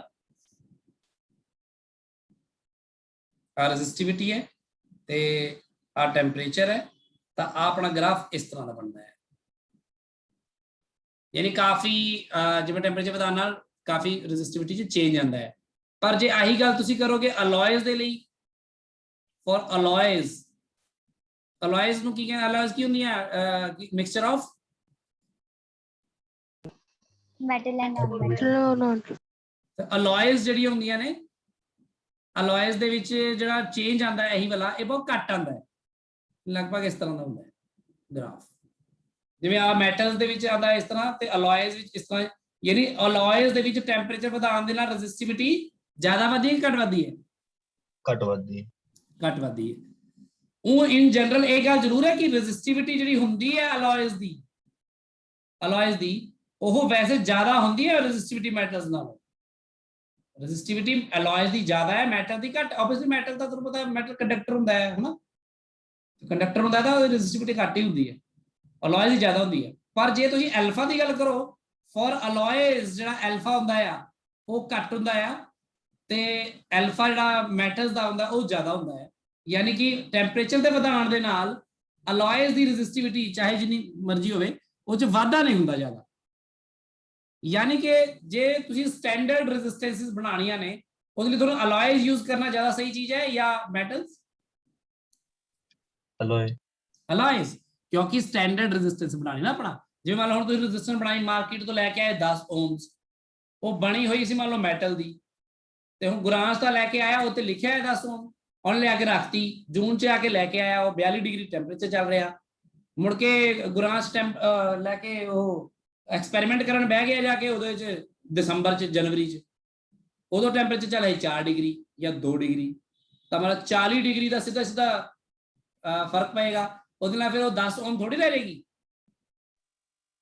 10 ਤੋਂ ਤਾਂ ਘਟ ਜਾਏਗੀ ਨਾ ਉਹ। Yes sir. ਤੇ ਜੇ ਟੈਂਪਰੇਚਰ ਕੋਐਫੀਸ਼ੀਐਂਟ ਜੇ ਇਸ ਤਰ੍ਹਾਂ ਜੇ ਇਹ ਜਾ ਕੇ ਦਸੰਬਰ 'ਚ ਲੈ ਕੇ ਆਂਦਾ ਕੋਈ ਬਣਾ ਕੇ, ਉਸ ਟਾਈਮ ਬਣਾਈ ਗਈ ਰੈਜ਼ਿਸਟਿਵ ਚੈੱਕ ਕਰ ਲਈ ਰੈਜ਼ਿਸਟੈਂਸ, ਮੈਂ ਹਾਂਜੀ 10 ਹੈਗੀ ਹੈ, ਚੈੱਕ ਕਰਕੇ ਦੇਤੀ ਇਹਨੂੰ, ਇਹ ਲੈ ਕੇ ਆਇਆ, ਇਹ ਜੂਨ 'ਚ ਐਕਸਪੈਰੀਮੈਂਟ ਕਰ ਰਿਹਾ, ਫਿਰ 10 ਥੋੜੀ ਰਹਿ ਜਾਏਗੀ, ਫਿਰ ਤਾਂ 10 ਤੋਂ ਵੱਧ ਜਾਏਗੀ ਨਾ। ਹੁਣ ਆਪਾਂ ਅਲੋਇਜ਼ ਯੂਜ਼ ਕਰਦੇ ਹਾਂ ਇਸ ਲਈ ਜਿਨ੍ਹਾਂ ਦਾ, ਯਾਨੀ ਅਸੀਂ ਸਟੈਂਡਰਡ ਰੈਜ਼ਿਸਟੈਂਸਿਸ ਬਣਾਉਣ ਦੇ ਲਈ ਅਸੀਂ ਉਹ ਵਾਲੇ ਮਟੀਰੀਅਲ ਯੂਜ਼ ਕਰਨਾ ਚਾਹੁੰਦੇ ਹਾਂ ਜਿਨ੍ਹਾਂ ਦਾ ਐਲਫਾ ਬਹੁਤ ਘੱਟ ਹੋਵੇ, ਤਾਂ ਕਿ ਉਹਨਾਂ ਨੂੰ ਜਿੰਨੇ ਬਣਾਤੀ ਉਹ ਗਰਮੀ ਤੇ ਠੰਡ ਦੇ ਮੌਸਮ ਦੇ ਵਿੱਚ ਆਪਣੀ ਲੈਬਸ ਵਿੱਚ ਪਏ ਉਹ ਰੈਜ਼ਿਸਟੈਂਸ ਦੀ ਵੈਲਿਊ ਐਵੇਂ ਆਪਣੇ ਵੱਲੋਂ ਵੱਧ ਜਾਂ ਘਟ ਨਾ ਜਾਵੇ। ਕੱਲ ਨੂੰ ਸਰਕਟ ਚ ਲਾਈਏ ਸੋਚ ਕੇ 10, ਪਤਾ ਲੱਗਿਆ ਸਰਕਟ ਚ ਉਹ ਕੰਮ 9 ਦਾ ਕਰ ਰਹੀ ਹੈ, ਫਿਰ ਸਰਕਟ ਤੁਹਾਡੀ ਰੀਡਿੰਗ ਗਲਤ ਆ ਰਹੀ ਹੈ, ਜਾਂ ਫਿਰ ਕੋਈ ਨਾ ਕੋਈ ਇਦਾਂ ਦੀ ਸਮੱਸਿਆ ਖੜੀ ਹੋ ਰਹੀ ਹੈ। ਸਮਝ ਲੱਗ ਰਹੀ ਗੱਲ ਮੇਰੀ? Yes, sir. ਠੀਕ ਹੈ। ਇਸੇ ਤਰ੍ਹਾਂ ਫਿਰ ਆਪਾਂ ਜੇ ਗੱਲ ਕਰੀਏ ਸੈਮੀਕੰਡਕਟਰਸ ਦੀ, ਸੈਮੀਕੰਡਕਟਰ ਬਾਰੇ ਹੁਣੇ ਆਪਾਂ ਚਾਹੇ ਨਾ ਵੀ ਗੱਲ ਕਰੀਏ ਸਰਦਾ ਆ, ਕਿਉਂਕਿ ਸੈਮੀਕੰਡਕਟਰ ਬਾਰੇ ਪੂਰਾ ਯੂਨਿਟ ਪੜ੍ਹਨਾ ਆਪਾਂ +2 ਵਿੱਚ ਹੀ। ਸੈਮੀਕੰਡਕਟਰ 'ਚ ਕੀ ਹੁੰਦਾ ਹੈ ਕਿ ਰੈਜ਼ਿਸਟਿਵਿਟੀ ਦਾ ਜਿਹੜਾ ਪੈਟਰਨ ਹੈ ਪੁੱਠਾ ਹੈ, ਐ ਹੁੰਦਾ, ਰੈਜ਼ਿਸਟਿਵਿਟੀ ਘਟਦੀ ਹੈ। ਹੁਣ ਘਟਦੀ ਕਿਉਂ ਹੈ? ਬੰਦਾ ਇਹ ਸੋਚਦਾ ਹੈ ਰੈਜ਼ਿਸਟਿਵਿਟੀ ਘਟਦੀ ਕਿਉਂ ਹੈ, ਇਹਦੇ ਵਿੱਚ ਵੀ ਰਿਲੈਕਸੇਸ਼ਨ ਟਾਈਮ ਤੇ ਨਹੀਂ, ਇਹਦੇ 'ਚ ਪਤਾ ਕੀ ਫਰਕ ਪੈਂਦਾ ਵਾ, ਰੈਜ਼ਿਸਟਿਵਿਟੀ ਹੁੰਦੀ ਨਾ m/n(e²) ਟੌ, ਤੇ ਇਹ 'ਚ ਨਾ n 'ਚ ਫਰਕ ਪੈ ਜਾਂਦਾ ਵਾ, ਕਿਉਂਕਿ ਤੁਸੀਂ n ਦਾ ਮਤਲਬ ਫ੍ਰੀ ਇਲੈਕਟ੍ਰੋਨ ਤੋਂ ਲੈਂਦੇ ਹੋ। ਸੈਮੀਕੰਡਕਟਰ ਦੇ ਵਿੱਚ ਕੀ ਹੁੰਦਾ, ਕੋਵਲੈਂਟ ਬੌਂਡਸ ਦੇ ਵਿੱਚ ਇਲੈਕਟ੍ਰੋਨ ਹੁੰਦੇ ਨੇ, ਜਦੋਂ ਤੁਸੀਂ ਗਰਮ ਕਰਦੇ ਹੋ ਨਾ ਤਾਂ ਇਲੈਕਟ੍ਰੋਨ ਬੌਂਡ ਵਿੱਚੋਂ ਟੁੱਟ ਕੇ ਬਾਹਰ ਆਉਂਦੇ ਨੇ, ਉਹਦੇ ਕਰਕੇ ਫ੍ਰੀ ਇਲੈਕਟ੍ਰੋਨ ਸਗੋਂ ਵੱਧ ਜਾਂਦੇ ਨੇ, ਉਹਦੇ ਕਰਕੇ ਰੈਜ਼ਿਸਟਿਵਿਟੀ ਵਧਣ ਦੀ ਬਜਾਏ ਘਟ ਜਾਂਦੀ ਹੈ। ਸੋ ਟੌ ਦਾ ਅਸਰ ਤਾਂ ਪੈਂਦਾ ਹੀ ਹੈ, ਪਰ ਟੌ ਨਾਲੋਂ ਜ਼ਿਆਦਾ ਅਸਰ, ਜਿਵੇਂ ਜ਼ਿਆਦਾ ਰੋਲ ਜਿਹੜਾ ਉਹ n ਪਲੇ ਕਰ ਜਾਂਦਾ ਉੱਥੇ, ਤੇ ਰੈਜ਼ਿਸਟਿਵਿਟੀ ਘਟ ਜਾਂਦੀ ਹੈ। ਫਿਲਹਾਲ ਤੁਹਾਡੇ ਲਈ ਇੰਨਾ ਕਾਫੀ ਹੈ, ਇਸ ਤੋਂ ਬਾਅਦ ਆਪਾਂ ਇੱਥੇ ਗੱਲ ਕਰਾਂਗੇ ਕਿ ਮਤਲਬ ਪ੍ਰੋਪਰਲੀ ਜਦੋਂ ਆਪਾਂ ਚੈਪਟਰ ਪੜਾਂਗੇ ਸੈਮੀਕੰਡਕਟਰਸ ਦਾ। ਇਸ ਕੇਸ 'ਚ ਐਲਫਾ ਜਿਹੜਾ ਕੀ ਆਏਗਾ, ਫਿਰ ਐਲਫਾ ਨੈਗੇਟਿਵ ਹੋਏਗਾ ਨਾ। Yes sir. ਯਾਨੀ ਕਿ ਟੈਂਪਰੇਚਰ ਦਾ ਤਾਂ ਵਾਧਾ ਹੀ ਕੀਤਾ ਤੁਸੀਂ, ਹਨਾ, ਟੈਂਪਰੇਚਰ ਦਾ ਤੁਸੀਂ ਵਾਧਾ ਹੀ ਕਰ ਰਹੇ ਹੋ, ਤਾਂ ਡੈਲਟਾ ਟੀ ਤਾਂ ਪੋਜ਼ਿਟਿਵ ਹੀ ਹੈ, ਜੇ ਆਹ ਟਰਮ ਪੋਜ਼ਿਟਿਵ ਹੀ ਹੈ ਤਾਂ ਫਿਰ ਤਾਂ ਜੇ ਆ ਵੀ ਪੋਜ਼ਿਟਿਵ ਹੋਇਆ ਤਾਂ ਫਿਰ ਤਾਂ ਵਾਧਾ ਹੀ ਹੋ ਗਿਆ ਫਿਰ ਤਾਂ ਇਹਦੇ ਵਿੱਚ ਵੀ। ਸੋ ਵੈਸੇ ਇਸ ਲਈ ਆ ਐਲਫਾ ਨੈਗੇਟਿਵ ਹੁੰਦਾ ਜਾਂ ਫਿਰ ਅਸੀਂ ਇਸ ਰਿਜ਼ਲਟ ਨੂੰ ਵੈਸੇ ਯੂਜ਼ ਹੀ ਨਹੀਂ ਕਰਦੇ ਸੈਮੀਕੰਡਕਟਰ ਕਈ ਵਾਰ ਕਰ ਲੈਂਦੇ ਆ ਪਰ ਮੈਂ ਨਹੀਂ ਯੂਜ਼ ਕਰਦੇ ਅਸੀਂ ਕਈ ਵਾਰੀ, ਠੀਕ ਹੈ, ਕਿਉਂਕਿ ਅਲਫਾ ਨੈਗੇਟਿਵ ਹੁੰਦਾ ਤੇ ਅਲਫਾ ਨੈਗੇਟਿਵ ਹੋ ਕੇ ਪੇਪਰ 'ਚ ਕੁਐਸਚਨ ਆ ਵੀ ਸਕਦਾ, ਇਹਨੂੰ ਰਹਿਣ ਦੋ ਕੱਟਾ ਨਾ ਹੀ ਤਾਂ ਵਧੀਆ ਹੈ, ਬਸ ਅਲਫਾ ਨੈਗੇਟਿਵ ਹੁੰਦਾ ਸਮਝ। ਕਲੀਅਰ ਹੈ ਗੱਲ? Yes, sir.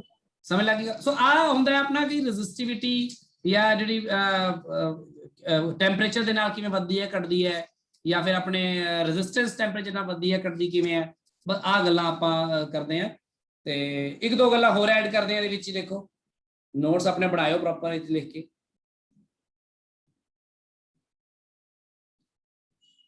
ਸੋ ਦੇਖੋ ਮੰਨ ਲਓ ਕੁਐਸਚਨ ਆਪਣੇ ਕੋਲ ਇਹ ਹੈ ਕਿ ਮੰਨ ਲਓ ਆਪਣਾ ਦੋ ਰੈਜ਼ਿਸਟਰ ਐ ਲਗਾਤੇ ਤੇ ਦੋ ਰੈਜ਼ਿਸਟਰ ਜਿਹੜੇ ਅਲੱਗ-ਅਲੱਗ ਮਟੀਰੀਅਲ ਦੇ ਬਣੇ ਹੋਏ ਨੇ, ਮੰਨ ਲਓ ਇਹਦਾ ਰੈਜ਼ਿਸਟੈਂਸ ਹੈਗਾ R, ਇਹਦਾ ਵੀ ਹੈਗਾ ਮੰਨ ਲਓ R, ਪਰ ਇਹ ਅਲੱਗ ਮਟੀਰੀਅਲ ਆ, ਇਹਦਾ ਟੈਂਪਰੇਚਰ ਕੋਐਫੀਸ਼ੀਐਂਟ ਹੈਗਾ α1, ਇਹਦਾ ਟੈਂਪਰੇਚਰ ਕੋਐਫੀਸ਼ੀਐਂਟ ਹੈਗਾ α2, ਠੀਕ ਹੈ। ਸੋ ਕੁਐਸਚਨ ਹੈਗਾ ਆਪਣਾ two identical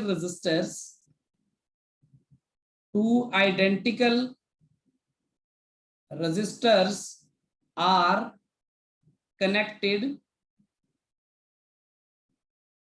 in series with temperature coefficient of resistivity α1 and α2 ਜਿਵੇਂ ਆਪਾਂ ਲਿਖਿਆ ਹੀ ਆ ਰਿਸਪੈਕਟਿਵਲੀ। फाइंड करना है आपा टेम्परेचर कोएफिशिएंट ऑफ या फाइंड करना इक्विवेलेंट टेम्परेचर कोएफिशिएंट। ਹੁਣ ਤੁਸੀਂ ਕਹਿੰਦੇ ਇਕੁਇਵਲੈਂਟ ਦਾ ਕੀ ਮਤਲਬ ਬਣਿਆ, ਜਿਵੇਂ C ਇਫੈਕਟਿਵ ਜਾਂ ਆਪਾਂ K ਇਫੈਕਟਿਵ ਨਹੀਂ ਫਾਈਂਡ ਕੀਤਾ ਸੀਗਾ ਉੱਥੇ ਕਿ ਜੇ ਆਪਾਂ ਦੋ ਤਿੰਨ ਡਾਇਲੈਕਟ੍ਰਿਕ ਪਾਤੇ ਹੈ ਨਾ ਤਾਂ ਬੇਸਿਕਲੀ K ਇਫੈਕਟਿਵ ਕਿੰਨਾ ਆਏਗਾ, ਆਪਾਂ ਫਿਰ ਦੇਖਿਆ ਸੀ ਉਹਨੂੰ ਕਿ ਕਿਸ ਤਰ੍ਹਾਂ K ਇਫੈਕਟਿਵ ਕੈਲਕੂਲੇਟ ਕੀਤਾ ਸੀ। So equivalent temperature coefficient of this circuit, ਯਾਰ ਜੀ ਚ ਆਪਾਂ ਦੋ ਰੈਜ਼ਿਸਟੈਂਸ ਨੂੰ ਐ ਲਗਾਇਆ। ਹੁਣ ਸੋਚ ਸਕਦੇ ਹੋ ਤੁਸੀਂ ਕੀ ਕੀਤਾ ਜਾਣਾ ਚਾਹੀਦਾ ਹੈ। ਬੇਸਿਕਲੀ ਗੱਲ ਇਹ ਆ R1 ਹੈ, ਸੌਰੀ ਇਹ R2 ਹੈ, ਮੰਨ ਲਓ ਯਾਰ ਇਹ ਰੈਜ਼ਿਸਟੈਂਸ ਤਾਂ ਹੈ R ਹੀ ਹੈ, ਇਹ ਵੀ R ਹੀ ਹੈ, ਇਹਦਾ ਟੈਂਪਰੇਚਰ ਕੋਐਫੀਸ਼ੀਐਂਟ α1 ਹੈ, ਇਹਦਾ α2 ਹੈ। ਤੇ ਤੁਸੀਂ ਇਹ ਦੇਖੋ ਜਦੋਂ ਆਪਾਂ ਇਹਨੂੰ ਸੀਰੀਜ਼ ਚ ਲਗਾਇਆ ਆ ਇਕੁਇਵਲੈਂਟ ਦੀ ਗੱਲ ਕਰਾਂਗੇ, R ਇਕੁਇਵਲੈਂਟ ਦੀ ਵੈਲਿਊ ਹਾਲਾਂਕਿ ਤੁਹਾਨੂੰ ਪਤਾ ਹੈ ਕਿੰਨੀ ਹੈ 2R, ਤਾਂ ਇਹਦਾ ਅਲਫਾ ਇਕੁਇਵਲੈਂਟ ਕਿੰਨਾ ਆਏਗਾ ਆਪਾਂ ਦੇਖਾਂਗੇ। ਤਾਂ ਇਹਦੇ ਲਈ ਆਪਾਂ ਕੀ ਕਰਾਂਗੇ, ਆਪਾਂ ਸਿੰਪਲ ਜੀ ਗੱਲ ਆ ਇਸ ਸਰਕਟ ਨੂੰ ਗਰਮ ਕਰਾਂਗੇ, ਕਿੰਨਾ ਟੈਂਪਰੇਚਰ ਸੇਮ ਟੈਂਪਰੇਚਰ, ਤੇ ਦੇਖਾਂਗੇ ਇਹਦਾ ਕਿੰਨਾ ਟੈਂਪਰੇਚਰ, ਇਹਦੇ ਰੈਜ਼ਿਸਟੈਂਸ ਕਿੰਨਾ ਵਾਧਾ ਹੋਇਆ ਇਸ ਸਰਕਟ ਦੀ, ਤੇ ਉਸ ਨੂੰ ਫਿਰ ਉਹੀ ਵਾਧੇ ਵਾਲਾ ਫਾਰਮੂਲਾ ਇੱਥੇ ਸਿੰਗਲ ਰੈਜ਼ਿਸਟੈਂਸ ਤੇ ਲਗਾਵਾਂਗੇ ਤੇ ਉਹਨੂੰ ਇਕੁਏਟ ਕਰਾਂਗੇ, ਸੇਮ ਵਾਧਾ ਹੋਣਾ ਚਾਹੀਦਾ ਦੋਨੋਂ ਪਾਸੇ, ਫਿਰ ਆਪਾਂ ਕਹਾਂਗੇ ਅਲਫਾ ਇਕੁਇਵਲੈਂਟ ਆ ਜਾਏਗਾ in terms of α1 and α2। Clear ਹੈ ਗੱਲ? ਹਾਂਜੀ ਗੁਰਾਂਸ਼ ਸਰ ਅਗਰ ਆਇਡੈਂਟੀਕਲ ਰੈਜ਼ਿਸਟਰਸ ਆ ਤਾਂ ਇਹਨਾਂ ਦੀ ਅਲਫਾ ਦੀ ਵੈਲਿਊ ਅਲੱਗ-ਅਲੱਗ ਕਦੋਂ? ਆਇਡੈਂਟੀਕਲ ਦਾ ਮਤਲਬ ਹੈ ਕਿ ਉਹਨਾਂ ਦਾ ਜਿਵੇਂ ਉਹਨਾਂ ਦੀ ਰੈਜ਼ਿਸਟੈਂਸ ਸੇਮ ਹੈ ਦੋਨਾਂ ਦੀ। Okay sir. ਹੋ ਸਕਦਾ ਹੁਣ ਰੈਜ਼ਿਸਟੈਂਸ ਚ ਰੋ ਵੀ ਹੁੰਦੀ ਹੈ, ਕੀ ਪਤਾ ਰੋ ਮਟੀਰੀਅਲ ਵੱਖਰਾ ਹੋਣ ਕਰਕੇ ਰੋ ਵੱਖਰੀ ਹੈ ਤੇ ਐਲ ਵੱਖਰੀ ਤੇ ਆਰ ਏ ਵੱਖਰਾ, ਪਰ ਫਿਰ ਵੀ ਉਹਨਾਂ ਦਾ ਆਪਸ ਚ ਮਲਟੀਪਲਾਈ ਡਿਵਾਈਡ ਕਰਕੇ ਸੇਮ ਆ ਗਿਆ ਉਹ ਯਾਰ। ਠੀਕ ਹੈ ਸਰ, ਹਾਂਜੀ ਠੀਕ ਹੈ। ਆਇਡੈਂਟੀਕਲ ਦਾ ਮਤਲਬ ਰੈਜ਼ਿਸਟੈਂਸ ਉਨੀ ਹੀ ਹੈ। ਤਾਂ ਹੁਣ ਆਪ ਸੋਚ ਕੇ ਦੇਖੋ ਤੁਸੀਂ ਕਿ ਜੇ ਆਹ ਵਾਲੇ ਪਹਿਲੇ ਰੈਜ਼ਿਸਟਰ ਦੀ ਗੱਲ ਕਰੀਏ, ਆਪਾਂ ਪਹਿਲਾਂ ਇਸ ਰੈਜ਼ਿਸਟਰ ਦੀ ਗੱਲ ਕਰੀਏ ਕੱਲੇ ਇਹਦੀ, ਕਿ ਜੇ dt ਟੈਂਪਰੇਚਰ ਵਧਾਓਗੇ ਇਹਦੀ ਟੈਂਪਰੇਚਰ ਇਹਦੀ ਰੈਜ਼ਿਸਟੈਂਸ ਕਿੰਨੀ ਵਧੂਗੀ, ਇਹ ਆਊਗੀ dr1 ਕਹਿ ਲਈਏ ਇਹਨੂੰ ਫਿਲਹਾਲ, ਉਹ ਕਿੰਨੀ ਹੋਗੀ ਜਿੰਨੀ ਪਹਿਲਾਂ ਸੀਗੀ α1 ਤੇ ਜਿੰਨਾ ਤੁਸੀਂ ਟੈਂਪਰੇਚਰ ਵਧਾਇਆ ਆਈ ਹੈ ਨਾ। ਹਾਂਜੀ ਸਰ। ਦੂਜੀ ਲਈ ਕੀ ਕਰੋਗੇ dr2 ਜਿੰਨੀ ਪਹਿਲਾਂ ਸੀਗੀ ਉਨੀ ਹੀ ਸੀਗੀ, ਤੇ ਫਿਰ α2 ਫਿਰ ਜਿੰਨਾ ਟੈਂਪਰੇਚਰ ਚ ਵਾਧਾ ਹੋਇਆ, ਆ ਗੱਲ ਆ ਗਈ। ਤਾਂ ਠੀਕ ਹੈ ਗੱਲ? ਹਾਂਜੀ sir.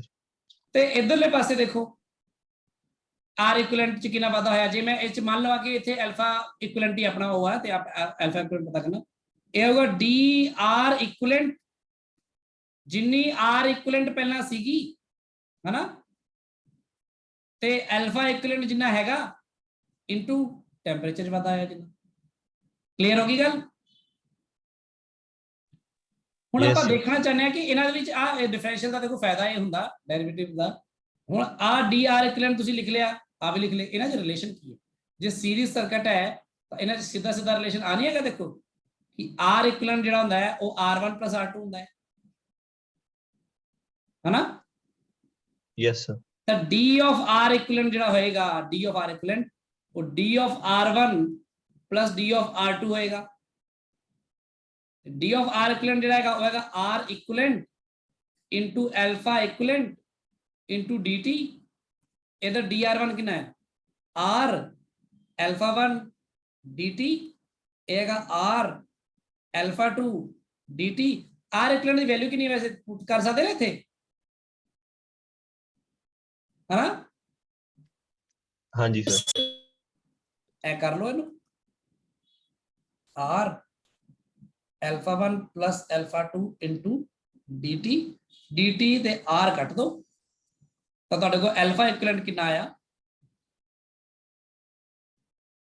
alpha 1 plus alpha 2 by 2। ਦੱਸੋ ਸਮਝ ਲੱਗੀ ਗੱਲ ਸਭ ਨੂੰ? Yes, sir. ਸੋ ਆਪਾਂ ਬਸ ਆ ਦੇਖ ਲਿਆ ਕਿ alpha equivalent ਜਿਵੇਂ ਇਸ ਤਰ੍ਹਾਂ ਦੇ ਕੋਈ ਸਰਕਟ ਆਇਆ ਤਾਂ ਉਹਦੇ ਲਈ ਕਿਵੇਂ ਕੈਲਕੂਲੇਟ ਕਰ ਸਕਦੇ ਆ। ਇਹ ਚੀਜ਼ ਆਪਾਂ ਉਹਦੇ ਲਈ ਵੀ ਕਰ ਸਕਦੇ ਹਾਂ ਜੇ ਆਪਾਂ ਰੈਜ਼ਿਸਟੈਂਸਿਸ ਨੂੰ ਐ ਲਗਾ ਦਈਏ। ਅੱਛਾ ਤੁਹਾਨੂੰ ਬੁਕਲੈਟ ਅੱਜ ਗਰੁੱਪ 'ਚ ਭੇਜੀ ਹੈ, ਮਿਲ ਗਈ ਸਭ ਨੂੰ? ਚੈੱਕ ਕਰ ਲਿਓ, ਕੈਪੈਸਿਟਰਸ ਦੇ ਨਾਲ ਹੀ ਹੈ ਇਹ ਵੀ, ਤੇ ਇਹਦੇ ਵਿੱਚੋਂ ਹੁਣ ਕੰਮ ਕਰਨਾ ਸ਼ੁਰੂ ਕਰ ਦੇਣਾ ਤੁਸੀਂ। ਪ੍ਰੈਕਟਿਸ ਸ਼ੀਟ ਤੁਹਾਨੂੰ ਬਾਅਦ 'ਚ ਮਿਲਣਗੀਆਂ, ਪਹਿਲਾਂ ਇਹੀ ਕਰੋਗੇ ਤੇ ਇਹਦੇ ਵਿੱਚ ਮੈਂ ਹੋਮਵਰਕ ਦਊਂਗਾ ਤੁਹਾਨੂੰ ਹੁਣ ਕੱਲ ਦੇ ਲੈਕਚਰ ਤੋਂ ਬਾਅਦ ਪ੍ਰੋਪਰ। ਹੁਣ ਤੱਕ ਤੁਸੀਂ ਜਿਹੜਾ ਵੀ ਕੰਮ ਕੀਤਾ ਸਾਰਾ ਉਹ 'ਚ ਕਰੋ, ਉਹਦੇ ਨਾਲ ਸੋਲਵਡ ਐਗਜ਼ਾਮਪਲਸ ਕਰੋ, ਸਾਰੀਆਂ ਪ੍ਰੈਕਟਿਸ ਕਰੋ। ਇਹਦੇ ਵਿੱਚ ਵੀ ਇਹ ਮੰਨ ਲਓ R1 ਹੈ, ਆ ਵੀ R ਹੀ ਹੈ ਮੰਨ ਲਓ।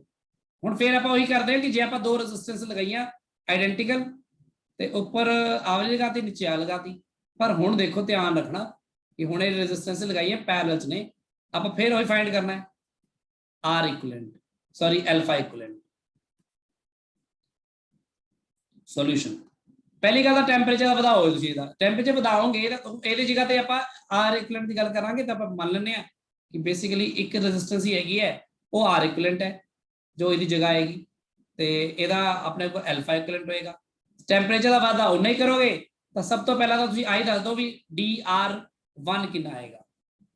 ਉਹ ਤਾਂ ਕੋਈ ਫਰਕ ਨਹੀਂ ਪੈਂਦਾ, ਉਹੀ ਆਏਗਾ ਜਿੰਨਾ R alpha dt, alpha 1 dt। Clear ਹੈ ਗੱਲ?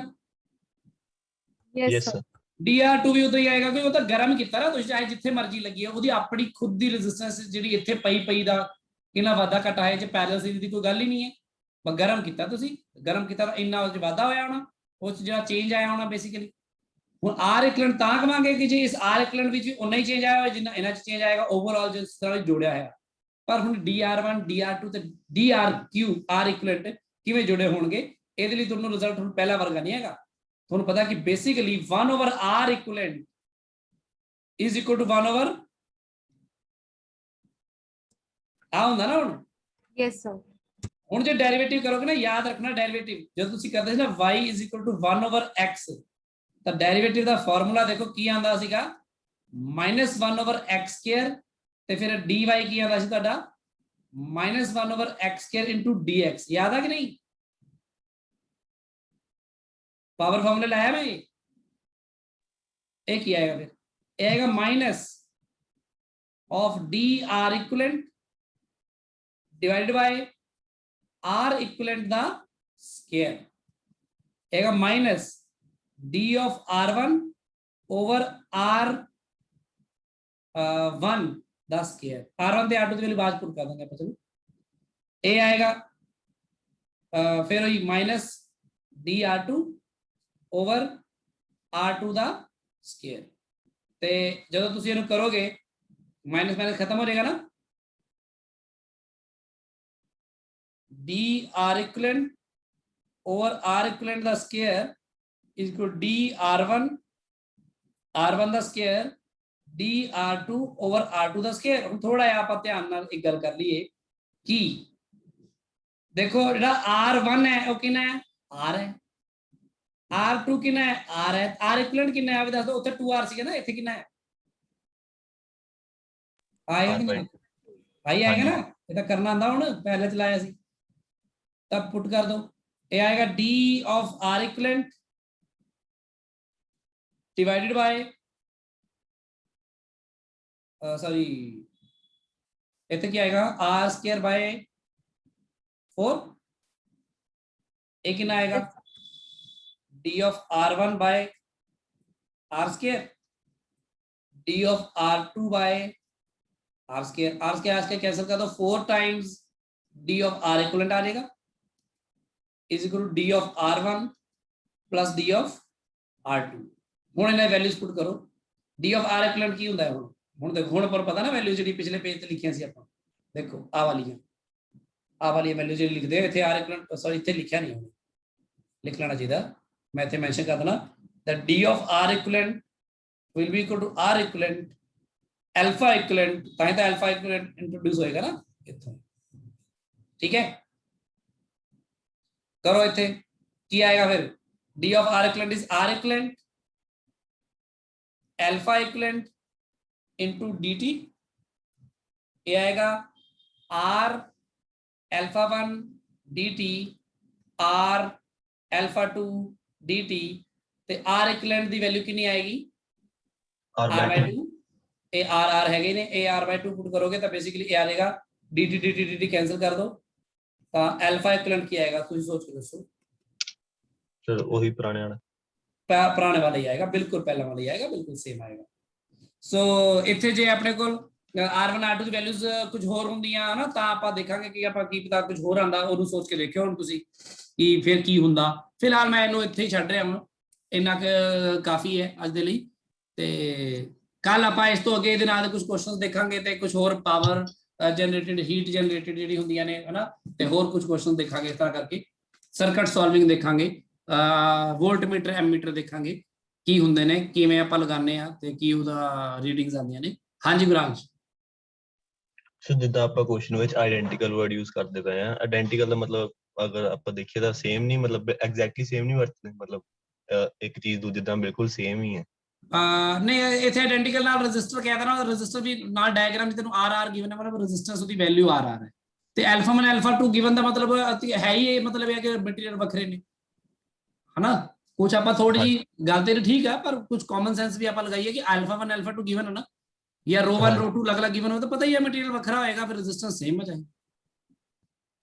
ਠੀਕ ਹੈ ਸਰ ਠੀਕ ਹੈ ਬਾਕੀ ਇਹਦੇ ਨਾਲ ਦੇ ਆਪਾਂ ਕੁਝ ਕੁਐਸਚਨਸ ਕਰਾਂਗੇ ਕੁਝ ਡਿਟੇਲ ਚ ਕੁਝ ਕੁਐਸਚਨ ਤੁਸੀਂ ਬੁਕਲੇਟ ਚੋਂ ਕਰੋਗੇ ਕੁਝ ਤੁਹਾਨੂੰ ਮੈਂ ਨਾ ਐਸਐਲ ਅਰੋੜਾ ਦੇ ਕੁਐਸਚਨ ਵੀ ਦੇਣੇ ਆ ਕੱਲ ਕਰਵਾ ਕੇ ਉਹ ਦੇ ਦੂੰਗਾ ਨਾਲ ਹੀ ਉਹ ਤੁਸੀਂ ਕਰਨੇ ਆ ਤੇ ਪਲੱਸ ਪਹਿਲੀ ਗੱਲ ਤਾਂ ਇਹ ਕਿ ਉਹ ਜਿਹੜਾ ਟੈਸਟ ਵਾਲੇ ਕੁਐਸਚਨ ਆ ਉਹ ਸਾਰੇ ਜ਼ਰੂਰ ਤਿਆਰ ਕਰੋ ਤਾਂ ਪਰਸੋਂ ਤੋਂ ਪਹਿਲਾਂ ਉਹ ਤੁਸੀਂ ਸਬਮਿਟ ਕਰਿਓ ਮੈਂ ਹੁਣੀ ਅਸਾਈਨਮੈਂਟ ਬਣਾਉਣ ਜਾ ਰਿਹਾ ਜਿਹੜੀ ਤੁਸੀਂ ਸਬਮਿਟ ਕਰਨੀ ਹੈ ਠੀਕ ਹੈ ਜੀ ਗੱਲ ਹਾਂਜੀ ਸਰ ਤੇ ਇੱਕ ਹੋਰ ਗੱਲ ਤੁਸੀਂ ਸਾਰਿਆਂ ਨੇ ਹੁਣ ਅੱਗੇ ਤੋਂ ਮੈਂ ਰੋਜ਼ ਹੀ ਬਣਾ ਦਿਆ ਕਰੂੰਗਾ ਤੁਸੀਂ ਮੈਨੂੰ ਡੇਲੀ ਦੇ ਲੈਕਚਰ ਨੋਟਸ ਜਿਹੜੇ ਨੇ ਜਿਹਨੇ ਕਿਸੇ ਨੇ ਲੈਕਚਰ ਮਿਸ ਕੀਤਾ ਉਹ ਰਾਤੋਂ ਰਾਤ ਪੂਰਾ ਲੈਕਚਰ ਦੇਖ ਕੇ ਰਾਤੋਂ ਰਾਤ ਪ੍ਰੋਪਰ ਨੋਟਸ ਲੈ ਕੇ ਅਪਲੋਡ ਕਰੇਗਾ ਤੇ ਜੇ ਅਪਲੋਡ ਨਹੀਂ ਹੋਇਆ ਤਾਂ ਫਿਰ ਇਹਦਾ ਮਤਲਬ ਤੁਸੀਂ ਲੈਕਚਰ ਹੀ ਨਹੀਂ ਦੇਖ ਰਹੇ ਨਾਲ ਦੀ ਨਾਲ ਫਿਰ ਆ ਜਿਹੜੇ ਟੈਸਟ ਨੰਬਰ ਘਟਾਏ ਨੇ ਇਹਦਾ ਤਾਂ ਕੋਈ ਬਹਾਨਾ ਚੱਲੇਗਾ ਨਹੀਂ ਸੋ ਇਹ ਮੈਂ ਅਸਾਈਨਮੈਂਟ ਹਲੇ ਤਾਂ ਬਣਾਉਣ ਜਾ ਰਿਹਾ ਟੈਸਟ ਵਾਲੀ ਕੱਲ ਤੋਂ ਮੈਂ ਲੈਕਚਰ ਦੀ ਵੀ ਨਾਲ ਹੀ ਬਣਾ ਦਿਆ ਕਰੂੰਗਾ ਉਹ ਵੀ ਨਾਲ ਅਪਲੋਡ ਡੇਲੀ ਹੋਣਾ ਚਾਹੀਦਾ ਹੁਣ 10 ਬੱਚੇ ਐਬਸੈਂਟ ਆਏ ਪਤਾ ਨਹੀਂ ਕਦੋਂ ਦੇਖਣਗੇ ਲੈਕਚਰ ਨੂੰ ਚਲੋ ਠੀਕ ਹੈ ਥੈਂਕ ਯੂ